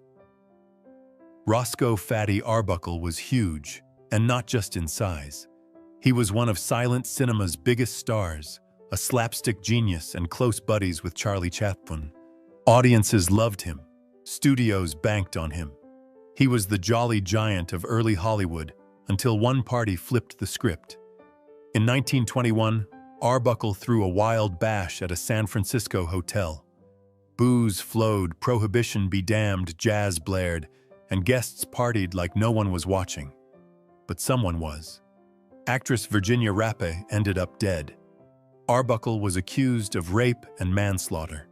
Cue public hysteria. The headlines exploded. Church groups screamed. Movie theaters pulled his films overnight. Moral panic hit DEFCON 5. Hollywood freaked out so hard they basically invented PR crisis management on the spot. Arbuckle faced 3 trials. The first 2 ended in hung juries. The third finally cleared his name with a full jury apology, no less. But it didn't matter. The damage was done. Studios dropped him like a flaming script. His name was radioactive. He tried to make a comeback under fake names directing B-movies in the shadows. But the scandal haunted him like a bad punchline. He finally signed a real deal for a comeback, and then dropped dead of a heart attack that same night. That's Hollywood timing for you. His legacy complex. Arbuckle was never proven guilty, but he was punished like he was. He became the poster boy for Hollywood's wildness, triggering the Hays Code, Tinseltown's first morality leash. Fatty wasn't the last star to fall. But he was the first to remind Hollywood that fame is fragile, reputations are flammable, and one party can end it all. Number 12. Warren Beatty, the Casanova who ran Hollywood like a movie set. Warren Beatty didn't just conquer Hollywood, he seduced it. With matinee idol looks, politician charm, and a Rolodex that could cause a blackout from sheer scandal voltage, Beatty wasn't chasing fame. Fame chased him, usually in high heels. He reportedly slept with over 12,000 women. Yes, you read that right. That's not a love life. That's a population. Co-stars, models, starlets, possibly your aunt. No one was safe from Beatty's gravitational pull. But Warren wasn't just a lover. He was a control freak with great cheekbones. On set, he rewrote scripts, argued with directors, and shut down productions if things didn't go his way. He made movies the way he lived life, passionately, meticulously, and only on his terms. And somehow, it worked. Bonnie and Clyde Shampoo Reds. Beatty didn't just star, he masterminded. Studio execs feared him. Actresses adored him, and tabloids lived for him. He ghosted commitment for decades until, shocker of the century, he married Annette Bening. Like legally. Signed papers. Settled down. America gasped. But even as a husband and father, Beatty still carried the legend of a man who once ruled Hollywood by whispering into a phone and raising one eyebrow. Was he brilliant? Undeniably. Was he difficult? Oh, honey. Directors have ulcers named after him. But he understood the game and he played it better than anyone. Warren Beatty didn't crash. He didn't burn. He produced, directed, and edited the fire. Some stars self-destructed.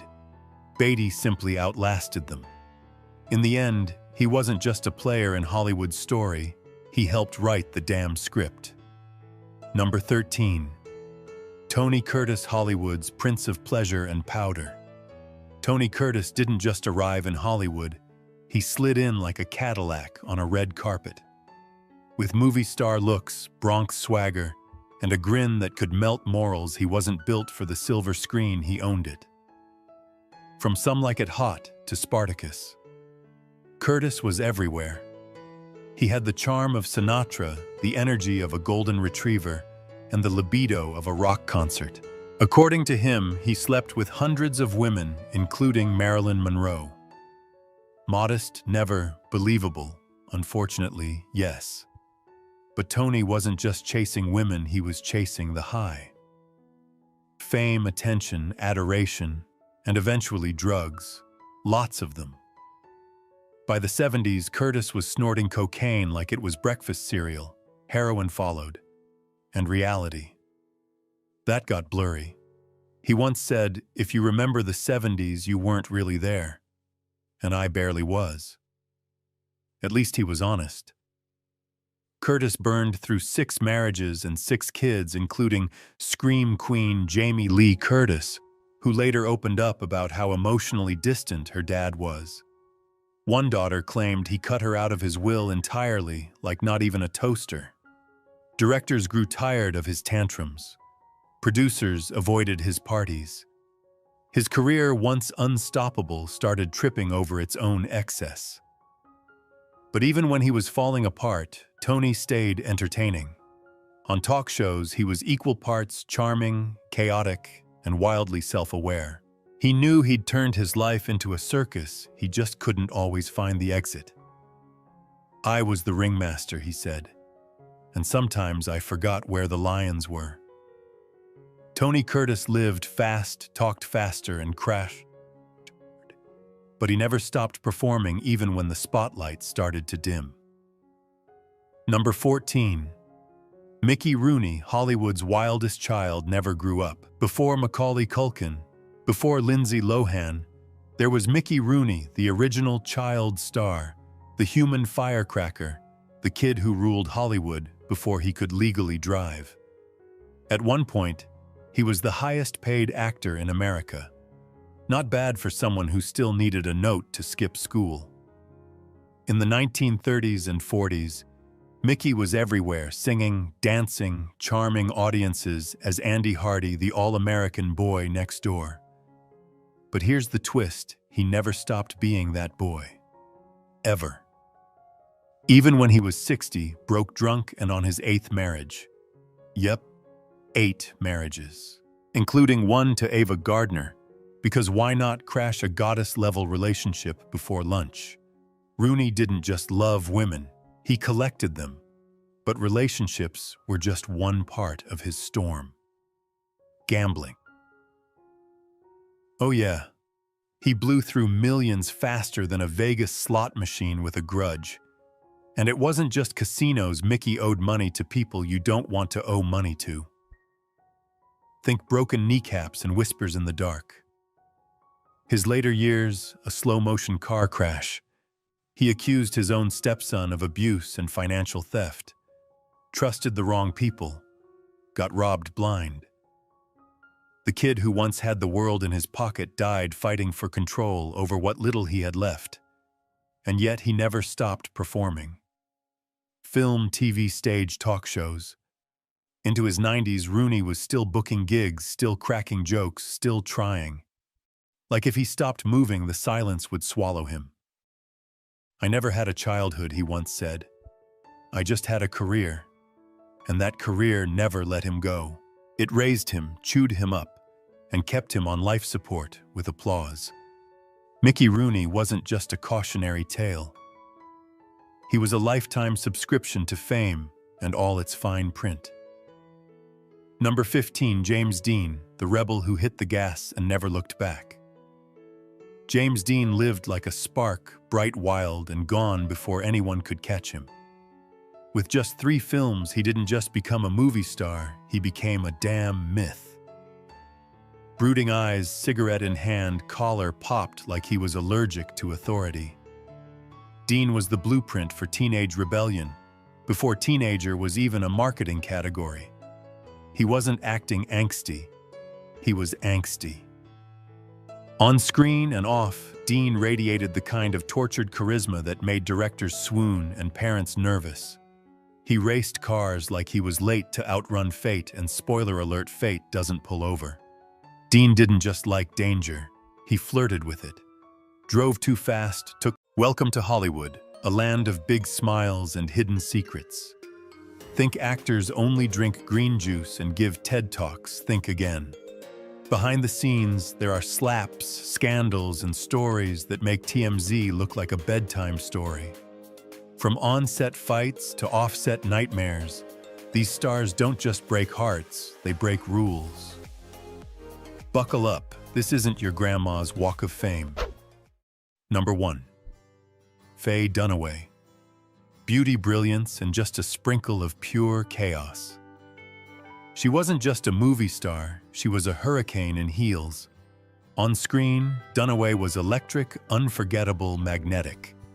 Off-screen, think Godzilla meets Broadway. Need someone to slap a co-star for real in a rehearsal? Faye's your girl. Want a dressing room trashed over the wrong hairpins? She's been there, done that, slapped the assistant. Literally. Her reputation for diva behavior wasn't gossip, it was documented trauma. Directors feared her. Crew members dodged her.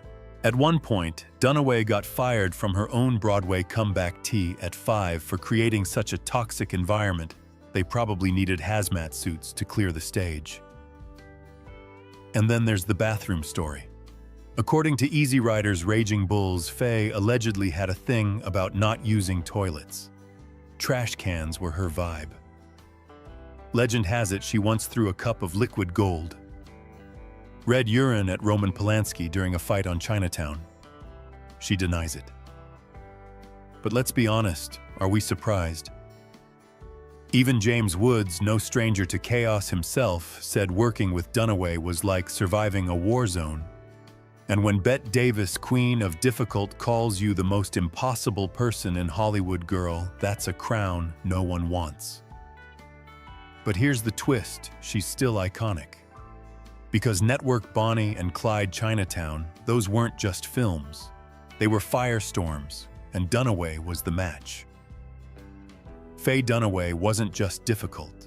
She was legendary level, unhinged, wrapped in a designer gown, holding an Oscar in one hand and a grudge in the other. Hollywood may never fully forgive her, but it can't stop talking about her either. Number 2, Errol Flynn, Hollywood's original bad boy with a sword in one hand and a scandal in the other. If James Bond and a pirate had a love child raised by kangaroos in Tasmania, you'd get Flynn.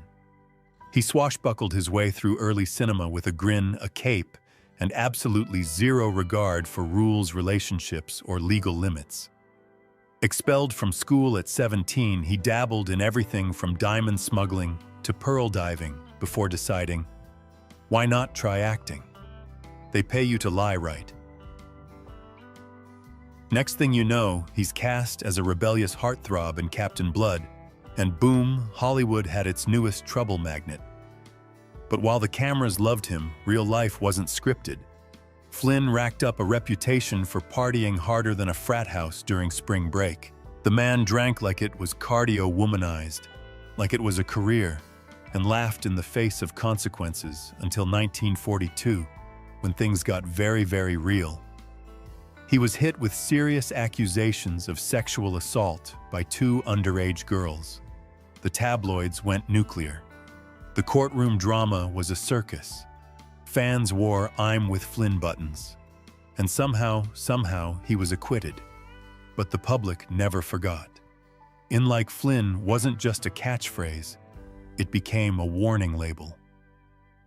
Even during the trial, Flynn acted like it was just another costume drama, flashing his signature smirk and behaving like the whole thing was a misunderstanding between consenting adults and poor judgment. Spoiler, it wasn't.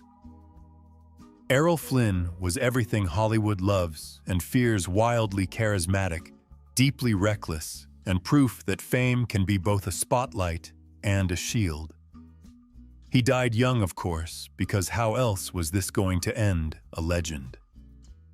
Undeniably, a hero only on the poster.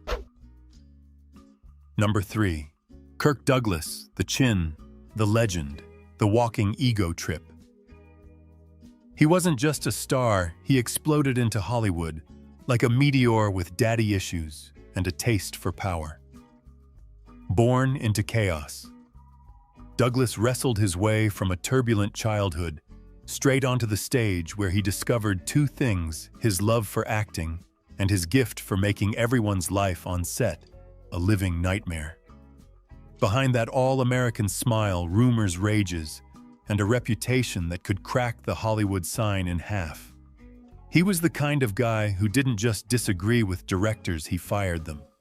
He tried to boss around Stanley Kubrick. Seriously, Stanley Kubrick. But the darkest cloud, the whispers around a young Natalie Wood.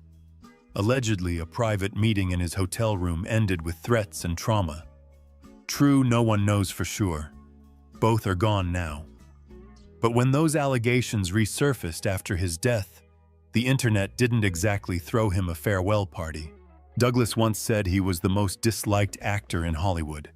And honestly, that might have been his most honest performance. Behind the roles of rebels and heroes was a man who cheated, dominated, and bulldozed his way to legend status, one bad vibe at a time. Sure, he gave us Spartacus, but behind that gladiator mask, just another Hollywood god with a god complex. Number 4. Mickey Rooney. America's sweetheart on screen, Hollywood's headache off it. He was the pint-sized powerhouse who charmed audiences as the lovable boy next door. But behind the baby face and apple pie grin was a man who could make a sailor blush and a co-star cry. Rooney didn't just burn bridges, he napalmed entire film sets. Described as abrasive, nasty, and rude, Mickey had the people skills of a cactus and the ego of a studio mogul on steroids. And when the cameras stopped rolling, he didn't. The tantrums, the insults, the entitlement. It was a one-man Broadway disaster without an intermission. One of his most infamous moments came during the filming of National Velvet in 1944. While Elizabeth Taylor was melting hearts, as a teenage star, Rooney was allegedly making hers ache in all the wrong ways. His treatment of her questionable at best, creepy at worst. Later, he had the audacity to claim he didn't even know her. Iconic gaslighting Mickey. And don't even get started on his personal life. 8 marriages, countless affairs, bankruptcy, and enough booze to drown a fleet. Mickey's off-screen antics made his on-screen performances look tame. He went from child star to adult cautionary tale faster than you can say, "Where's my residual check?" And remember that jaw-droppingly racist role in Breakfast at Tiffany's? Yep, that was him too. Mr. Rooney playing a caricatured Asian landlord so offensively over the top, it made 1960s America squirm, and that's saying something. So while he may have danced his way into cinema history, Mickey Rooney also clawed, shouted, and insulted his way into the darker chapters of Tinseltown lore. A legend. Sure, but not the kind you tell your kids before bedtime. Number 5, Orson Welles, genius legend, and possibly Hollywood's most charming trash talker. He gave us Citizen Kane redefined cinema, and then spent the rest of his life roasting his peers like he was hosting a never-ending Comedy Central special from hell. In private tapes, Welles trashed half of Hollywood with the flair of a Shakespearean villain in sweatpants. Laurence Olivier stupid, Spencer Tracy vindictive, Charlie Chaplin arrogant, Bette Davis unwatchable, Jimmy Stewart weak. Honestly, if Orson had Twitter, he'd be canceled and trending 24/7. But he didn't stop at insults. Welles hated the studio system, hated authority, and possibly hated pants. The man made brilliant films with next to no money, fueled by bitterness, cigarettes, and pure cinematic spite. He was too good for Hollywood, and he made damn sure everyone knew it. He even had a soft spot for Marilyn Monroe before she blew up. But when studio execs brushed her off as just another pretty face, Welles rolled his eyes so hard they nearly became a tracking shot. And while his friends were cashing in on fame, Welles was still eating cold beans on set, making masterpieces that studios chopped to bits. He was broke angry, and still better than 90% of the directors working today. Welles was a walking contradiction, a bloated bourbon-soaked visionary who could insult you and elevate you in the same breath. The man didn't burn bridges, he filmed them burning in black and white with a monologue about lost innocence. In the end, Orson Welles didn't just make movies. He made enemies, made history, and made sure that no one forgot who was the smartest, loudest man in the room. Number 6. Wallace Beery, America's favorite grumpy uncle until you met him in person. On screen, he was lovable, crusty, and full of heart, the kind of guy you'd want as your grandpa in a black and white movie. But off-screen, Wallace Beery wasn't just grumpy. He was a walking HR violation wrapped in cigar smoke and ego. Studio PR painted him as a teddy bear. Reality try grizzly. Beery was notorious for bullying co-stars, especially child actors. Mickey Rooney once got shoved around so hard you'd think Beery was preparing for a role in Fight Club Kindergarten Edition. And yet Rooney still said he admired him. Stockholm Syndrome Hollywood Edition. Beery had all the charm of a wet sock and treated people with the warmth of a tax audit. His behind-the-scenes behavior was so repulsive, some colleagues referred to working with him as survival mode. Not exactly the family-friendly grandpa image, huh? Then there's the Gloria Swanson story. She was young, rising, and just trying to act. Beery, already a big shot, allegedly saw that as a green light to be a creep. The age gap huge, the vibe gross. Swanson later described the encounter as one of deep discomfort Hollywood power imbalance 101. And if you think he saved his bad behavior for set, nope. Beery was reportedly unpleasant even to those closest to him. That's right, he was rude to his friends. You know you're difficult when your enemies and your pals agree on something. So how did this guy stay famous? Simple. He delivered at the box office and played the same lovable lug over and over. Audiences fell for the act, never suspecting that the guy making them cry on screen was making people cry off-screen for very different reasons. Wallace Beery proof that even the warmest Hollywood glow can hide a very cold shadow. Number 7. Bing Crosby, the voice of Christmas, the chill of emotional frostbite. He sang White Christmas like an angel wrapped in velvet, but behind those smooth vocals was a man who made Scrooge look emotionally available. To the public, Bing was the ultimate gentleman crooner. To his family, tri-military general with a microphone. While fans swooned over his charm, his kids were busy surviving boot camp at home. His son Gary Crosby described their childhood like it was Whiplash meets The Sound of Music, if the music was just Bing shouting "toughen up" between radio shows. Why the emotional tundra? Crosby was terrified his children would grow up spoiled by the Hollywood life, so he overcorrected with disciplined detachment and a general refusal to say anything resembling "I love you." Affection was not on the playlist. Behind closed doors, he was cold, distant, and rarely present, unless you count the looming shadow of expectations. While America saw a smiling icon, his family saw a man who made sure hugs were rarer than Grammy wins. His personal life wasn't all carols and cocktails either. He battled alcoholism, struggled with control, and buried himself in work. When his son Lindsay died by suicide, it exposed the cracks in the perfect Crosby image, cracks filled with silence and regret. Even in death, Bing stayed on brand. He passed away on a golf course, reportedly saying, "That was a great game of golf. No dramatic last words, no tearful goodbyes, just par for the course." So yes, Bing Crosby gave us timeless music and silver screen moments. But off stage, he was less White Christmas, more cold shoulder. A man of immense talent and emotional distance to match. Number 8.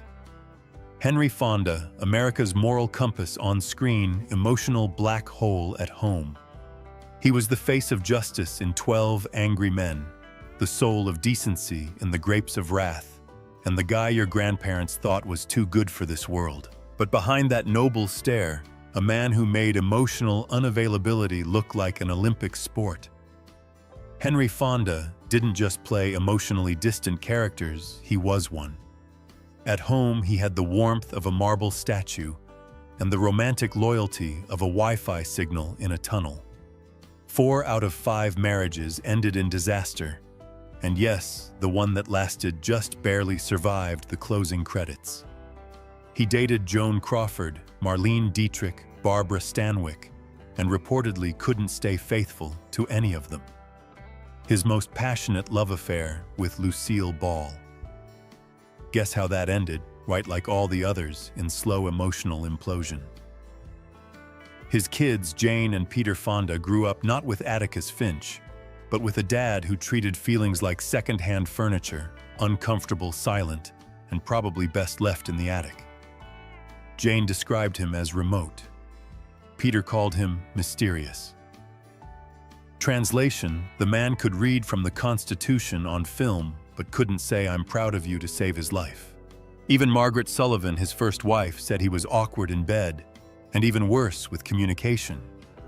Her own spiral into mental illness and eventual death cast an even darker shadow over Fonda's already fractured emotional trail. Yes, he was brilliant. Yes, he gave us unforgettable, soulful performances. But in real life, he made statues look chatty. Henry Fonda, the man who embodied American virtue, just don't ask him to talk about his feelings. Number 9. Peter Sellers' comedy genius, emotional chaos, and possibly possessed by his mother's ghost. To the world, he was the bumbling Inspector Clouseau, tripping over rugs and words with masterful timing. But off-screen Sellers wasn't clumsy, he was complicated. And not in a "he's a little eccentric" way. More like he built a portable shrine to his dead mom and talked to it daily kind of way. Director Blake Edwards, who somehow made 5 Pink Panther films with him, once said working with Sellers was like hugging a hand grenade. 1 minute, Peter's charming. The next, he's throwing tantrums, threatening walkouts, and refusing to speak to the crew except through an assistant, like he's royalty or a Bond villain. Sellers believed his madness was his muse. Without it, he feared the comedy would die. So naturally, he leaned in hard. He sabotaged takes, changed lines mid-scene, and once ghosted a film mid-production just because he felt the vibes were off. He demanded total control, but had zero emotional stability. And when his mood swung, entire productions came to a halt. Edwards once considered hiring a Peter Sellers double just to keep the cameras rolling between meltdowns. And let's not forget his love life, if you can call a series of fiery, dysfunctional relationships love. Marriages came and went like cue cards, often ending in lawsuits, scandals, or emotional wreckage. One ex said loving Sellers was like loving 1,000 people at once, and none of them liked you back. But here's the kicker: he was brilliant. Unpredictable, infuriating, emotionally volcanic, but brilliant. Sellers made audiences laugh while slowly unraveling behind the curtain, leaving behind a legacy that's half laughter, half existential horror. In Hollywood, they say comedy is tragedy plus time. Peter Sellers. He was the equation. Number 10. Milton Berle, TV's first superstar, and maybe its first diva meltdown. In the early days of television, Milton Uncle Milty Berle didn't just rule the airwaves, he owned them. His show was so popular, it literally shut down businesses. Movie theaters went empty. Restaurants paused dinner service. America said, "Hold my beer, Burley's on." But fame that burns that bright, oh, it scorches. And Milton didn't just get a big head, he inflated into a full-blown egomaniac in a satin tuxedo. Behind the scenes, he micromanaged everything, mugged for every camera, and made sure you knew who the star was. Spoiler, it was always him. Then came his ill-fated comeback, Saturday Night Live, 1979. Berle, once the king of TV, was now trying to vibe with the cool kids at NBC, and boy did he crash the party. Lorne Michaels didn't even want him there, but someone thought it'd be fun to book a legend. Instead, they booked a disaster. Berle ignored direction, rewrote sketches, and tried to turn SNL into the Milton Berle Hour. He even insisted on a dramatic closing monologue with swelling music. The cast was horrified. The crew traumatized. Lorne Michaels silently plotting revenge. According to SNL insiders, Berle was one of the worst hosts ever. The kind of never-again experience that made even the most difficult guests look like saints. But behind the arrogance was a man who did change television. He made it bigger, louder, and more chaotic, just like himself. He paved the way for comedy on screen, even if he sometimes steamrolled everyone to get there. Milton Berle was a pioneer, yes. A legend, sure. But put him in a live sketch show with people half his age. Let's just say not all icons age gracefully. Some go out laughing. Others go out demanding more close-ups. Number 11. Charlie Chaplin. The man who made silent films and very loud enemies. He didn't need dialogue to make you laugh, just a cane, a mustache, and a perfectly timed pratfall. But behind the scenes, Chaplin had plenty to say.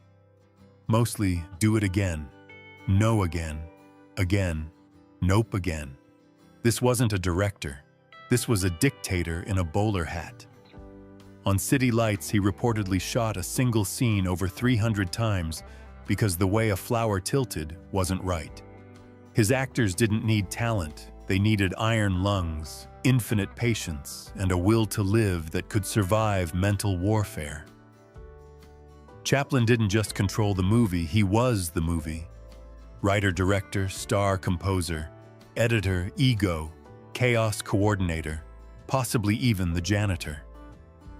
Want creative input? Cute. Now go stand over there and blink more expressively.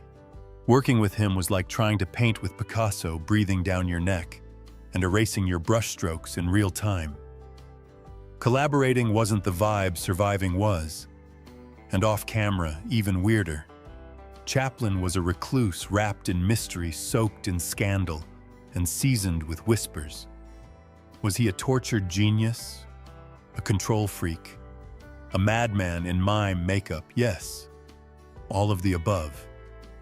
He married young women, very young. He dodged questions like a silent ninja. He was banned from the US for a while. Why the government wasn't totally sure, he was just that suspicious. Even Hoover thought he might be a communist. Or worse, an artist with opinions. But here's the thing, for all his madness, Chaplin was a revolutionary. He changed cinema forever.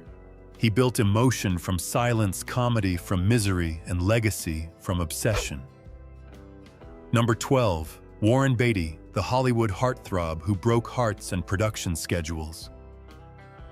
He wasn't just a leading man, he was a one-man romantic disaster movie playing on loop through the 70s and 80s.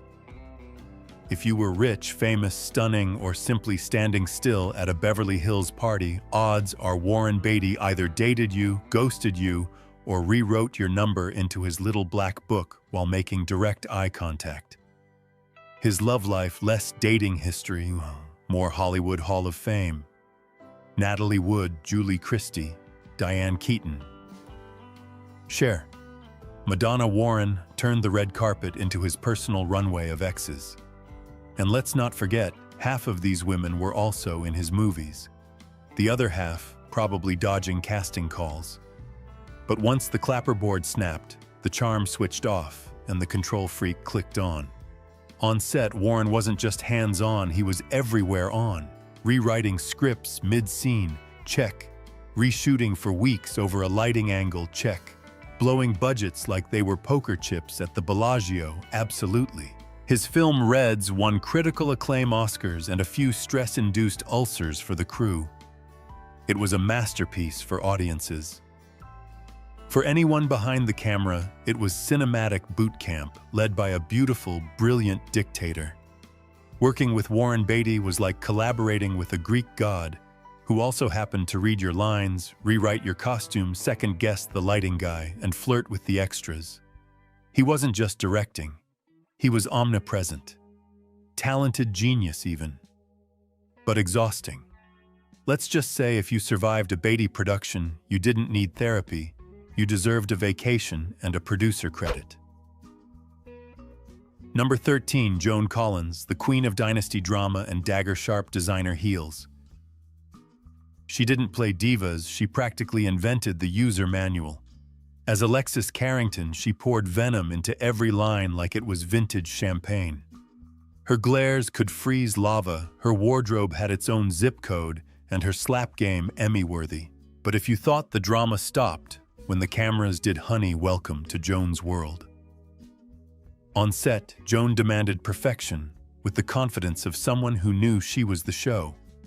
If your mascara smudged or your line delivery was off, Joan noticed. Joan judged. Joan moved on without blinking. And if you made the mistake of getting on her bad side, ask Linda Evans how that turned out. Their legendary feud was less behind the scenes and more front-row fireworks. From staged slaps to real-life shade, the tension was thick enough to contour. They went from fake fighting on screen to real-life Cold Wars at craft services. No eye contact, no small talk. Just pure, unfiltered soap opera tension, and it made Dynasty ratings gold. Off-screen, Joan Collins was a full-blown headline generator. 5 husbands, countless scandals and quotes that would make even RuPaul clutch his pearls. She once said, "I've never cooked a meal in my life and I don't intend to start." Iconic. Terrifying. We stand. Number 14. Marlon Brando, the brooding god of method acting, who ghosted common sense. He didn't just chew scenery, he swallowed the entire set, lit a cigarette and refused to say the lines. Brando was brilliance wrapped in leather with the ego of a Greek tragedy and the emotional availability of a parking meter. On Apocalypse Now, he showed up overweight, unprepared, and apparently allergic to scripts. He hadn't read the book, didn't know his lines, and demanded someone read them to him aloud, like a bedtime story from hell. Did it derail production? Yes. Was his performance unforgettable? Also, yes. That's the Brando paradox, insufferable genius. Directors feared him. Producers hated him. Crews prayed for divine patience. He'd rewrite scenes, stall filming, and then show up barefoot in a kimono talking about butterflies or human suffering. Try directing that. Brando didn't take direction, he tolerated your existence. Push him too far. You'd either get a 5-minute monologue on pain or a cease and desist letter delivered with a smirk. Off-camera things didn't exactly calm down. He was a political activist, a legendary lover, and a father in the most technical sense of the word. His kids later described him as distant, damaged, and emotionally locked in another galaxy. Family dinners probably felt like Waiting for Godot, but with more lawsuits. And then there was that Oscars moment. Brando refused his Academy Award for The Godfather and sent a Native American activist to reject it on live TV. Iconic, yes. Awkward intensely. Studio execs nearly choked on their cigars. Number 15. Shelley Winters, the Hollywood hurricane who never packed light and never played nice. She didn't just light up the screen, she torched it, rewrote the script, and told the director where to sit. Shelley was raw, real, and ready to rumble. A 2-time Oscar winner with the subtlety of a brass band. She made sure everyone in the room knew exactly what she was thinking, and usually said it twice louder the second time. Directors intimidated. Co-stars. Bracing for turbulence. Production assistants, hiding behind props, praying today wasn't the day Shelley decided to give notes. She didn't do fake. She didn't do small talk. And she sure as hell didn't do quiet. If you crossed her, buckle up. Winters had a mouth like a buzzsaw and a memory like a steel trap, one of her most legendary zingers. She called Marilyn Monroe the most insecure person I ever met. That wasn't shade, that was a solar eclipse. And the worst part? She said it like she was complimenting the wallpaper. The Monroe friendship more like a Cold War with lipstick. They started out friendly, but it went south faster than a producer's blood pressure on a Shelley set. The tabloids had a field day. Shelley didn't care. She thrived on the chaos. On set, she didn't take direction, she gave it. Shelley ran scenes like a battlefield general with a rhinestone brooch. Collaboration. Please. You didn't collaborate with Shelley, you survived her. Every shoot was a masterclass in control, delivered between cigarette drags and verbal jabs, and verbal jabs, and verbal jabs, and verbal jabs. Hollywood in the 1930s to 1950s had glitz glamour and goddesses in silk gowns, but behind those sparkling smiles were claws, chaos, and cold-blooded shade. These screen sirens lit up the theaters, then lit up their co-stars and directors in backstage brawls and diva meltdowns. Who was a misunderstood genius and who was just plain mean? Grab your popcorn. The drama off-screen was juicier than the scripts. Number 1. Joan Crawford, movie star perfectionist, and the original mommy issue. Joan Crawford didn't rise to fame, she clawed her way up in stilettos.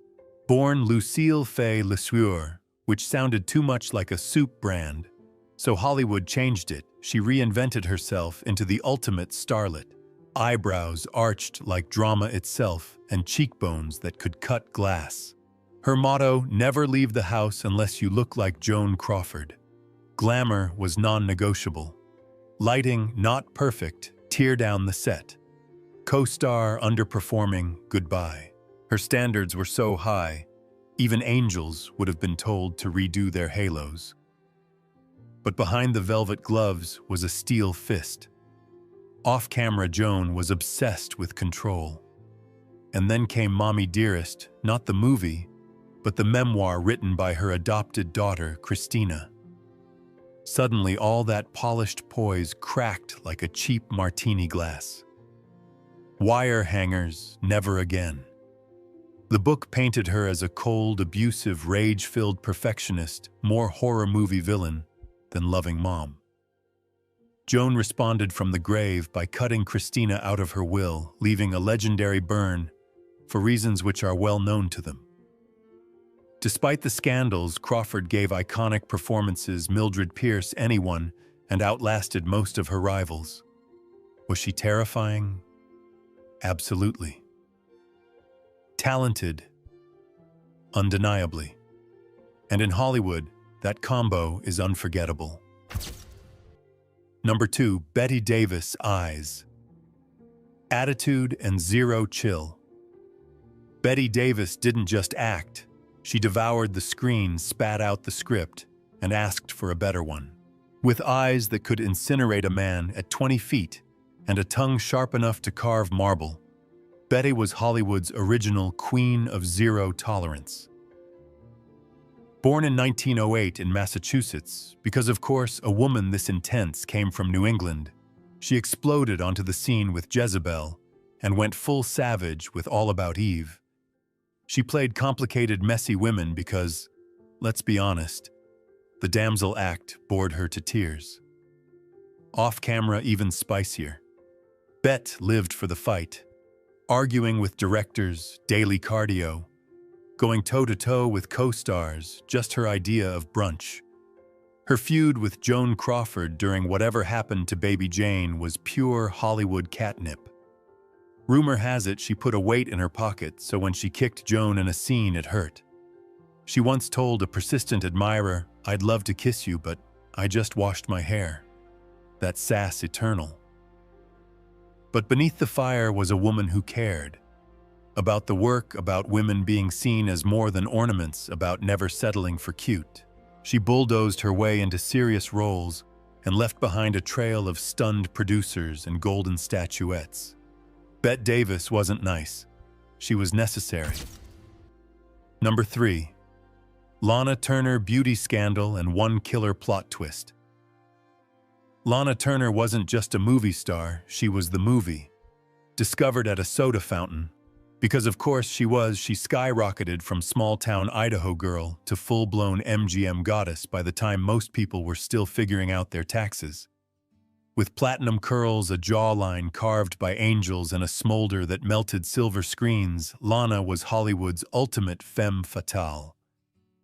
But off-camera, grab a martini. Her love life was basically a telenovela with better lighting. 8 marriages to 7 men, and a scandal playlist longer than her filmography. The biggest shocker, her gangster boyfriend, Johnny Stompanato, was fatally stabbed by her teenage daughter during a violent domestic fight. The trial was national news. Verdict, justifiable homicide. Hollywood shook. Lana battled demons, 2 booze pills, public meltdowns, but she always came back swinging. Her role in Peyton Place earned her an Oscar nod, and Imitation of Life proved she wasn't just a pretty face in a dramatic wig. She was elegance, chaos, and resilience wrapped in satin. A legend, absolutely. A drama magnet, 100%. And if Lana taught us anything, it's this. Behind every screen siren is a story juicier than the plot of The Postman always rings twice. Number 4. Gloria Swanson. Silent film queen, drama diva, and comeback legend. Before Hollywood had sound, it had Gloria Swanson, a woman so glamorous even her pearls had agents. Born in Chicago and raised on army bases, Gloria stumbled into stardom at 15 and quickly became the face of the silent era. By the 1920s, she was raking in $220,000 a week. Yes, a week. And making headlines for both her box office hits and her outrageous demands. She didn't just act, she controlled everything. Lighting her way, wardrobe-only pearls and perfection. Script, rewrite it, or she walks. If drama had a dress code, Gloria showed up in couture. But then came sound, and Gloria was not amused. Microphones, dialogue. She practically hissed "We had faces then" while clutching her monogrammed cigarette holder. The transition left her career in limbo, her bank account bleeding thanks to over-the-top spending and a failed production company. Just when the world thought she was done, Gloria roared back in Sunset Boulevard 1950, playing Norma Desmond, a faded star in denial. Sound familiar? The meta was strong, and critics lived for it. She didn't just act the role, she was the role. Gloria Swanson wasn't just a movie star. She was a hurricane in high heels, a diva with depth and proof that even when the cameras stop rolling, the spotlight still finds you. Number 5. Marlene Dietrich, glamour, grit, and a mean side-eye. Marlene Dietrich didn't just walk into Hollywood. She strutted in draped in feathers, smirking behind a cigarette, and daring you to say something about her wearing pants. Born in Berlin in 1901, she became an icon thanks to The Blue Angel and her partnership with director Josef von Sternberg, a man who basically spent his career filming her like she was a rare diamond. Spoiler, she was. With her smoky voice, androgynous style, and cheekbones sharp enough to slice egos, Marlene quickly made Hollywood her playground, as long as it played by her rules. Lighting, she controlled it. Costumes. She approved every stitch. She once allegedly threw a vase at a director for messing with her look. Even Hitchcock called her the most obstinate actress he'd ever worked with, and that man worked with birds. Off-screen, Dietrich was just as bold. Openly bisexual, fiercely anti-Nazi, she ditched Germany for the US and sang for the troops she never apologized for, who she was or who she loved. Affairs with Greta Garbo and John Gilbert scandalous. Fabulous. She wasn't here to be liked, she was here to be legendary. And she did it all with a killer glare, a tuxedo, and zero care for your opinion. That's not just star power, that's Dietrich. Number 6, Dorothy Dandridge beauty, brilliance, and breaking all the rules. Dorothy Dandridge didn't knock on Hollywood's door, she kicked it open in heels and made history. With a voice like velvet and a gaze that could melt steel, she became the first black woman nominated for a Best Actress Oscar. Glamorous, yes. Groundbreaking, absolutely. But easy, not even close. Hollywood loved her face just not enough to cast her in roles that matched her talent. While white starlets were playing everything from queens to cowgirls, Dorothy was stuck dodging stereotypes and microaggressions with grace sharp enough to slice glass. Some called her cold on set, but it wasn't diva behavior. It was focus. She wasn't there to flirt. She was there to work. And when the industry gave her scraps, she still served filet mignon performances. Behind the scenes, Heartbreak City. 2 failed marriages, money troubles, and a backstage battle with her own mental health. While others partied, Dorothy was perfecting her lines or quietly falling apart. Fame gave her everything but peace. As roles dried up, so did the applause. But she never stopped fighting for space, for dignity, for a seat at a table that kept moving. Dandridge didn't just shine, she endured, making it possible for generations of stars to follow. She wasn't difficult. She was determined. And in her silence, power. Number 7, Faye Dunaway, Oscar winner on set, tyrant and Hollywood's beautiful storm. Faye Dunaway didn't enter a room, she descended like a hurricane in heels. With cheekbones you could balance a martini on and eyes that said, "Don't test me," she was electric on screen and occasionally explosive off it. She lit up the screen in Bonnie and Clyde Chinatown and Network, delivering iconic performances with surgical precision. But behind the camera, yikes. Directors whispered, crew members ducked, and co-stars braced themselves. Difficult doesn't even begin to cover it. Legend has it on the first day filming, Mommy Dearest Faye slapped her co-star. Day 1. Not in the script. She demanded silence on set, not for the take but for her makeup. She allegedly threw objects, skipped rehearsals, and once refused to flush her own toilet. Method acting, try method madness. Even fellow Hollywood titans like Bette Davis called her impossible. And Betty didn't hand out diva critiques lightly. But here's the kicker, she was brilliant. The talent was undeniable. Every tantrum came wrapped in an Oscar-worthy performance. Every meltdown followed by movie magic. Number 8, Katharine Hepburn pants, wearing rebel Oscar royalty and Hollywood's sharpest tongue. Katharine Hepburn wasn't here to be your sweetheart. She was here to dominate.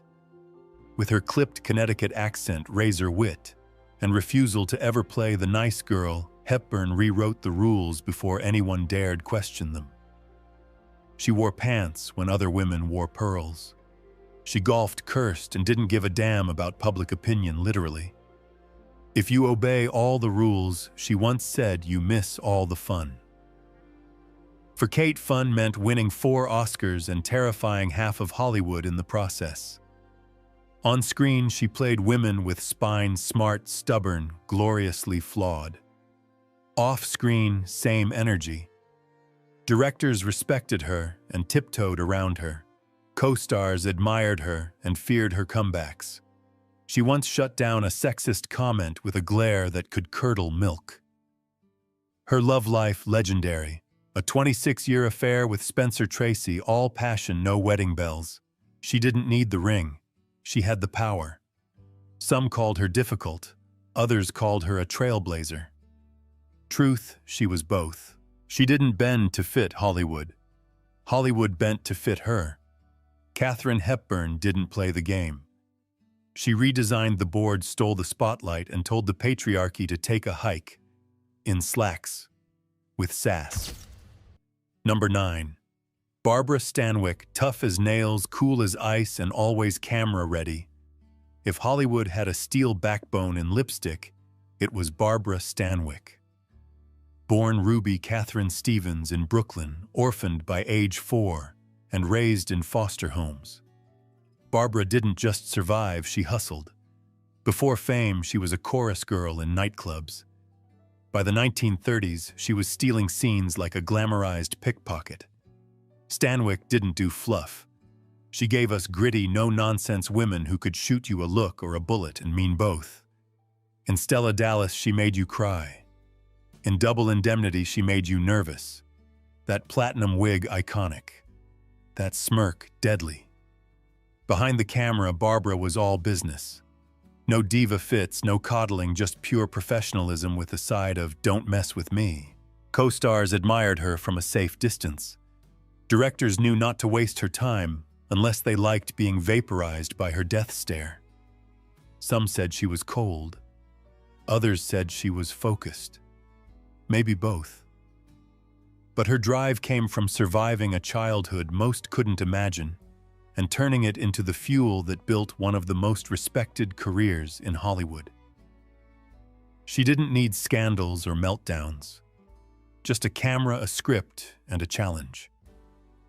Barbara Stanwyck wasn't born a star, she built herself into one brick by brick, scene by scene, and she made damn sure you'd never forget her. Number 10, Lucille Ball, queen of comedy, boss lady, and no laughing matter off camera. To the world, Lucille Ball was the lovable, goofy redhead who set the gold standard for sitcom hilarity in I Love Lucy. But behind the scenes, let's just say Lucy didn't always love you, especially if you messed with her timing or touched her script. America laughed at her pratfalls and chocolate factory chaos. But Lucille was running the show literally. She wasn't just the star. She was a studio boss, a perfectionist, and a firecracker in heels. If a joke didn't land, she'd rewrite the entire scene. If a co-star missed their mark, prepare for a death glare wrapped in a smile. Her comedic genius came with serious demands. She clashed with directors, corrected writers mid-sentence, and wasn't afraid to call out laziness. Crew members described her as both brilliant and terrifyingly precise. There was no winging it in Lucyland. And at home, her daughter Lucy Arnaz hinted at a mother who was intense-driven and often emotionally unavailable. Warm hugs were rare, but high expectations daily. Still, Lucille broke barriers, built empires, and paved the way for women in entertainment, all while being hilariously iconic. Just don't confuse the clown with the commander. Lucy might have played the fool on TV, but in real life she ran the whole damn circus. Number 11. Elizabeth Taylor, Violet, Eyes, Diamond, Lies, and Hollywood's ultimate heartbreaker. Elizabeth Taylor didn't just break hearts, she collected them like Oscars and husbands. With beauty so unreal it looked photoshopped before Photoshop existed, she was Hollywood royalty from her teen years. But behind those violet eyes was a woman who lived life like a soap opera, only juicier. Liz wasn't afraid of scandal, she was the scandal. When her bestie, Debbie Reynolds, asked her to keep an eye on hubby Eddie Fisher, Liz took that literally and then took him. One grieving widow, one stolen husband, and boom, Hollywood exploded like a dropped champagne bottle. Tabloids branded her a homewrecker, but Liz didn't blink. She married Eddie husband number 4, if you're keeping count, wore diamonds like armor, and strutted through the chaos with a smirk. Was it messy? Yes. Was it iconic? Absolutely. But don't get it twisted, she wasn't just a love tornado. Taylor could act. From Cleopatra to Who's Afraid of Virginia Woolf, she gave powerhouse performances while nursing heartbreaks, hangovers, and hangers-on. Elizabeth Taylor was a walking headline, a love addict with a talent addiction to match. In a town built on illusions, she gave you the raw, unfiltered drama and somehow still sparkled. Number 12. Jean Harlow, blonde bombshell, sass queen, and Hollywood's fastest flame. Jean Harlow didn't just walk into Hollywood, she blasted in with platinum hair, a wicked grin, and a voice that purred trouble. Dubbed the original blonde bombshell, she was all curves, confidence, and chaos wrapped in silk. On screen, she oozed sex appeal and wit, lighting up classics like Red Dust and Dinner at 8. Off-screen, that bombshell energy didn't turn off. Jean had a temper hotter than her peroxide and a tongue that could cut diamonds. Need proof, she once hurled a prop phone at a crew member mid-rant. Another time, she told a director where to shove his script, politely, of course. Jean didn't suffer fools, and if you couldn't keep up, she'd leave you choking on her dusting powder. But behind the sass and stardust was a woman drowning in heartbreak. Her second husband, producer Paul Byrne, died by suicide just months into their marriage, plunging her into scandal and despair. The studio tried to cover it up. Jean tried to keep smiling. She battled alcoholism, depression, and health issues, all while pretending to be Hollywood's happiest blonde. Then, at just 26, she was gone. Kidney failure. A flame snuffed out far too soon. Number 13. Clara Bow, the original it girl who gave Hollywood a run for its money. Before influencers, before TikTok stars, there was Clara Bow, the roaring 20s wild child who made flappers look like choir girls. She didn't just have it. She was it all: charm, fire, and Brooklyn sass packed into one fearless redhead with a laugh that could wake the dead. With Wings 1927, she skyrocketed to stardom and became every man's fantasy and every studio exec's headache. Clara brought a raw, streetwise energy to the screen. No fake accents, no polished poses, just pure, untamed magnetism. And Hollywood, they didn't know what to do with her. She talked fast, partied harder, and said exactly what she thought, which, shocker, didn't go over well with the PR department. Clara didn't care about being ladylike. She cared about being real. "I'm not here to be a puppet," she once snapped. And boy did she mean it. But fame's price tag, brutal. Gossip rags tore her apart, calling her crude, unstable, and scandalous, mostly because she refused to play their game. Add in public affairs, mental health struggles, and the rise of talkies that didn't love her Brooklyn brogue, and Clara was pushed off the pedestal they built for her. By the early 30s, she was done, retired, burned out, faded, but never forgotten. Number 14. Greta Garbo, the divine diva who just wanted to be left the hell alone. Greta Garbo didn't chase fame, fame practically stalked her in a trench coat and dark glasses. With cheekbones sculpted by Scandinavian gods, and a stare that could freeze time, Garbo became Hollywood's most elusive, magnetic mystery. Her trademark line, "I want to be alone," and she meant it. It wasn't just a role, it was a lifestyle.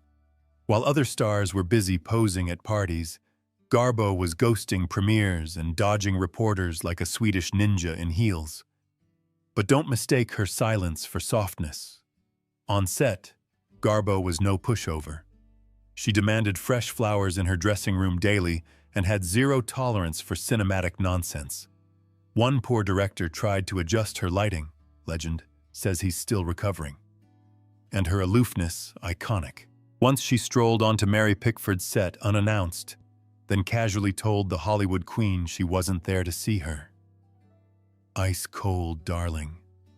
Was she difficult? A little. Was she brilliant? Absolutely. Garbo knew her power and wielded it like a velvet sledgehammer. Eventually, she vanished from film, never looked back, and lived out her life avoiding people and perfecting the art of mystery. Greta Garbo didn't just leave the party early, she redefined what it meant to never show up. And in doing so, she became immortal. Alone but unforgettable. Number 15, Mae West. queen of sass, curves, and comebacks sharper than her heels. Mae West didn't flirt with fame, she seduced it, winked, and lit a cigar. With hips that broke censorship laws and one-liners that left censors sweating, Mae didn't just push boundaries, she kicked them in the shins while wearing rhinestones. Before Hollywood knew what hit it, Mae had already written plays too scandalous for Broadway. By the time she hit the silver screen, she was dripping in diamonds and double entendres. Her catchphrases: iconic. When I'm good, I'm very good, but when I'm bad, I'm better. Your grandma blushed. Your grandpa swooned. She didn't play dumb blondes, she played dangerous ones. Smart, sexy, and always 2 steps ahead. She once got kicked out of a Hollywood party for being too provocative. That's not an insult, that's a brand. Directors, she bossed them around. Co-stars, she handpicked them, usually hunks.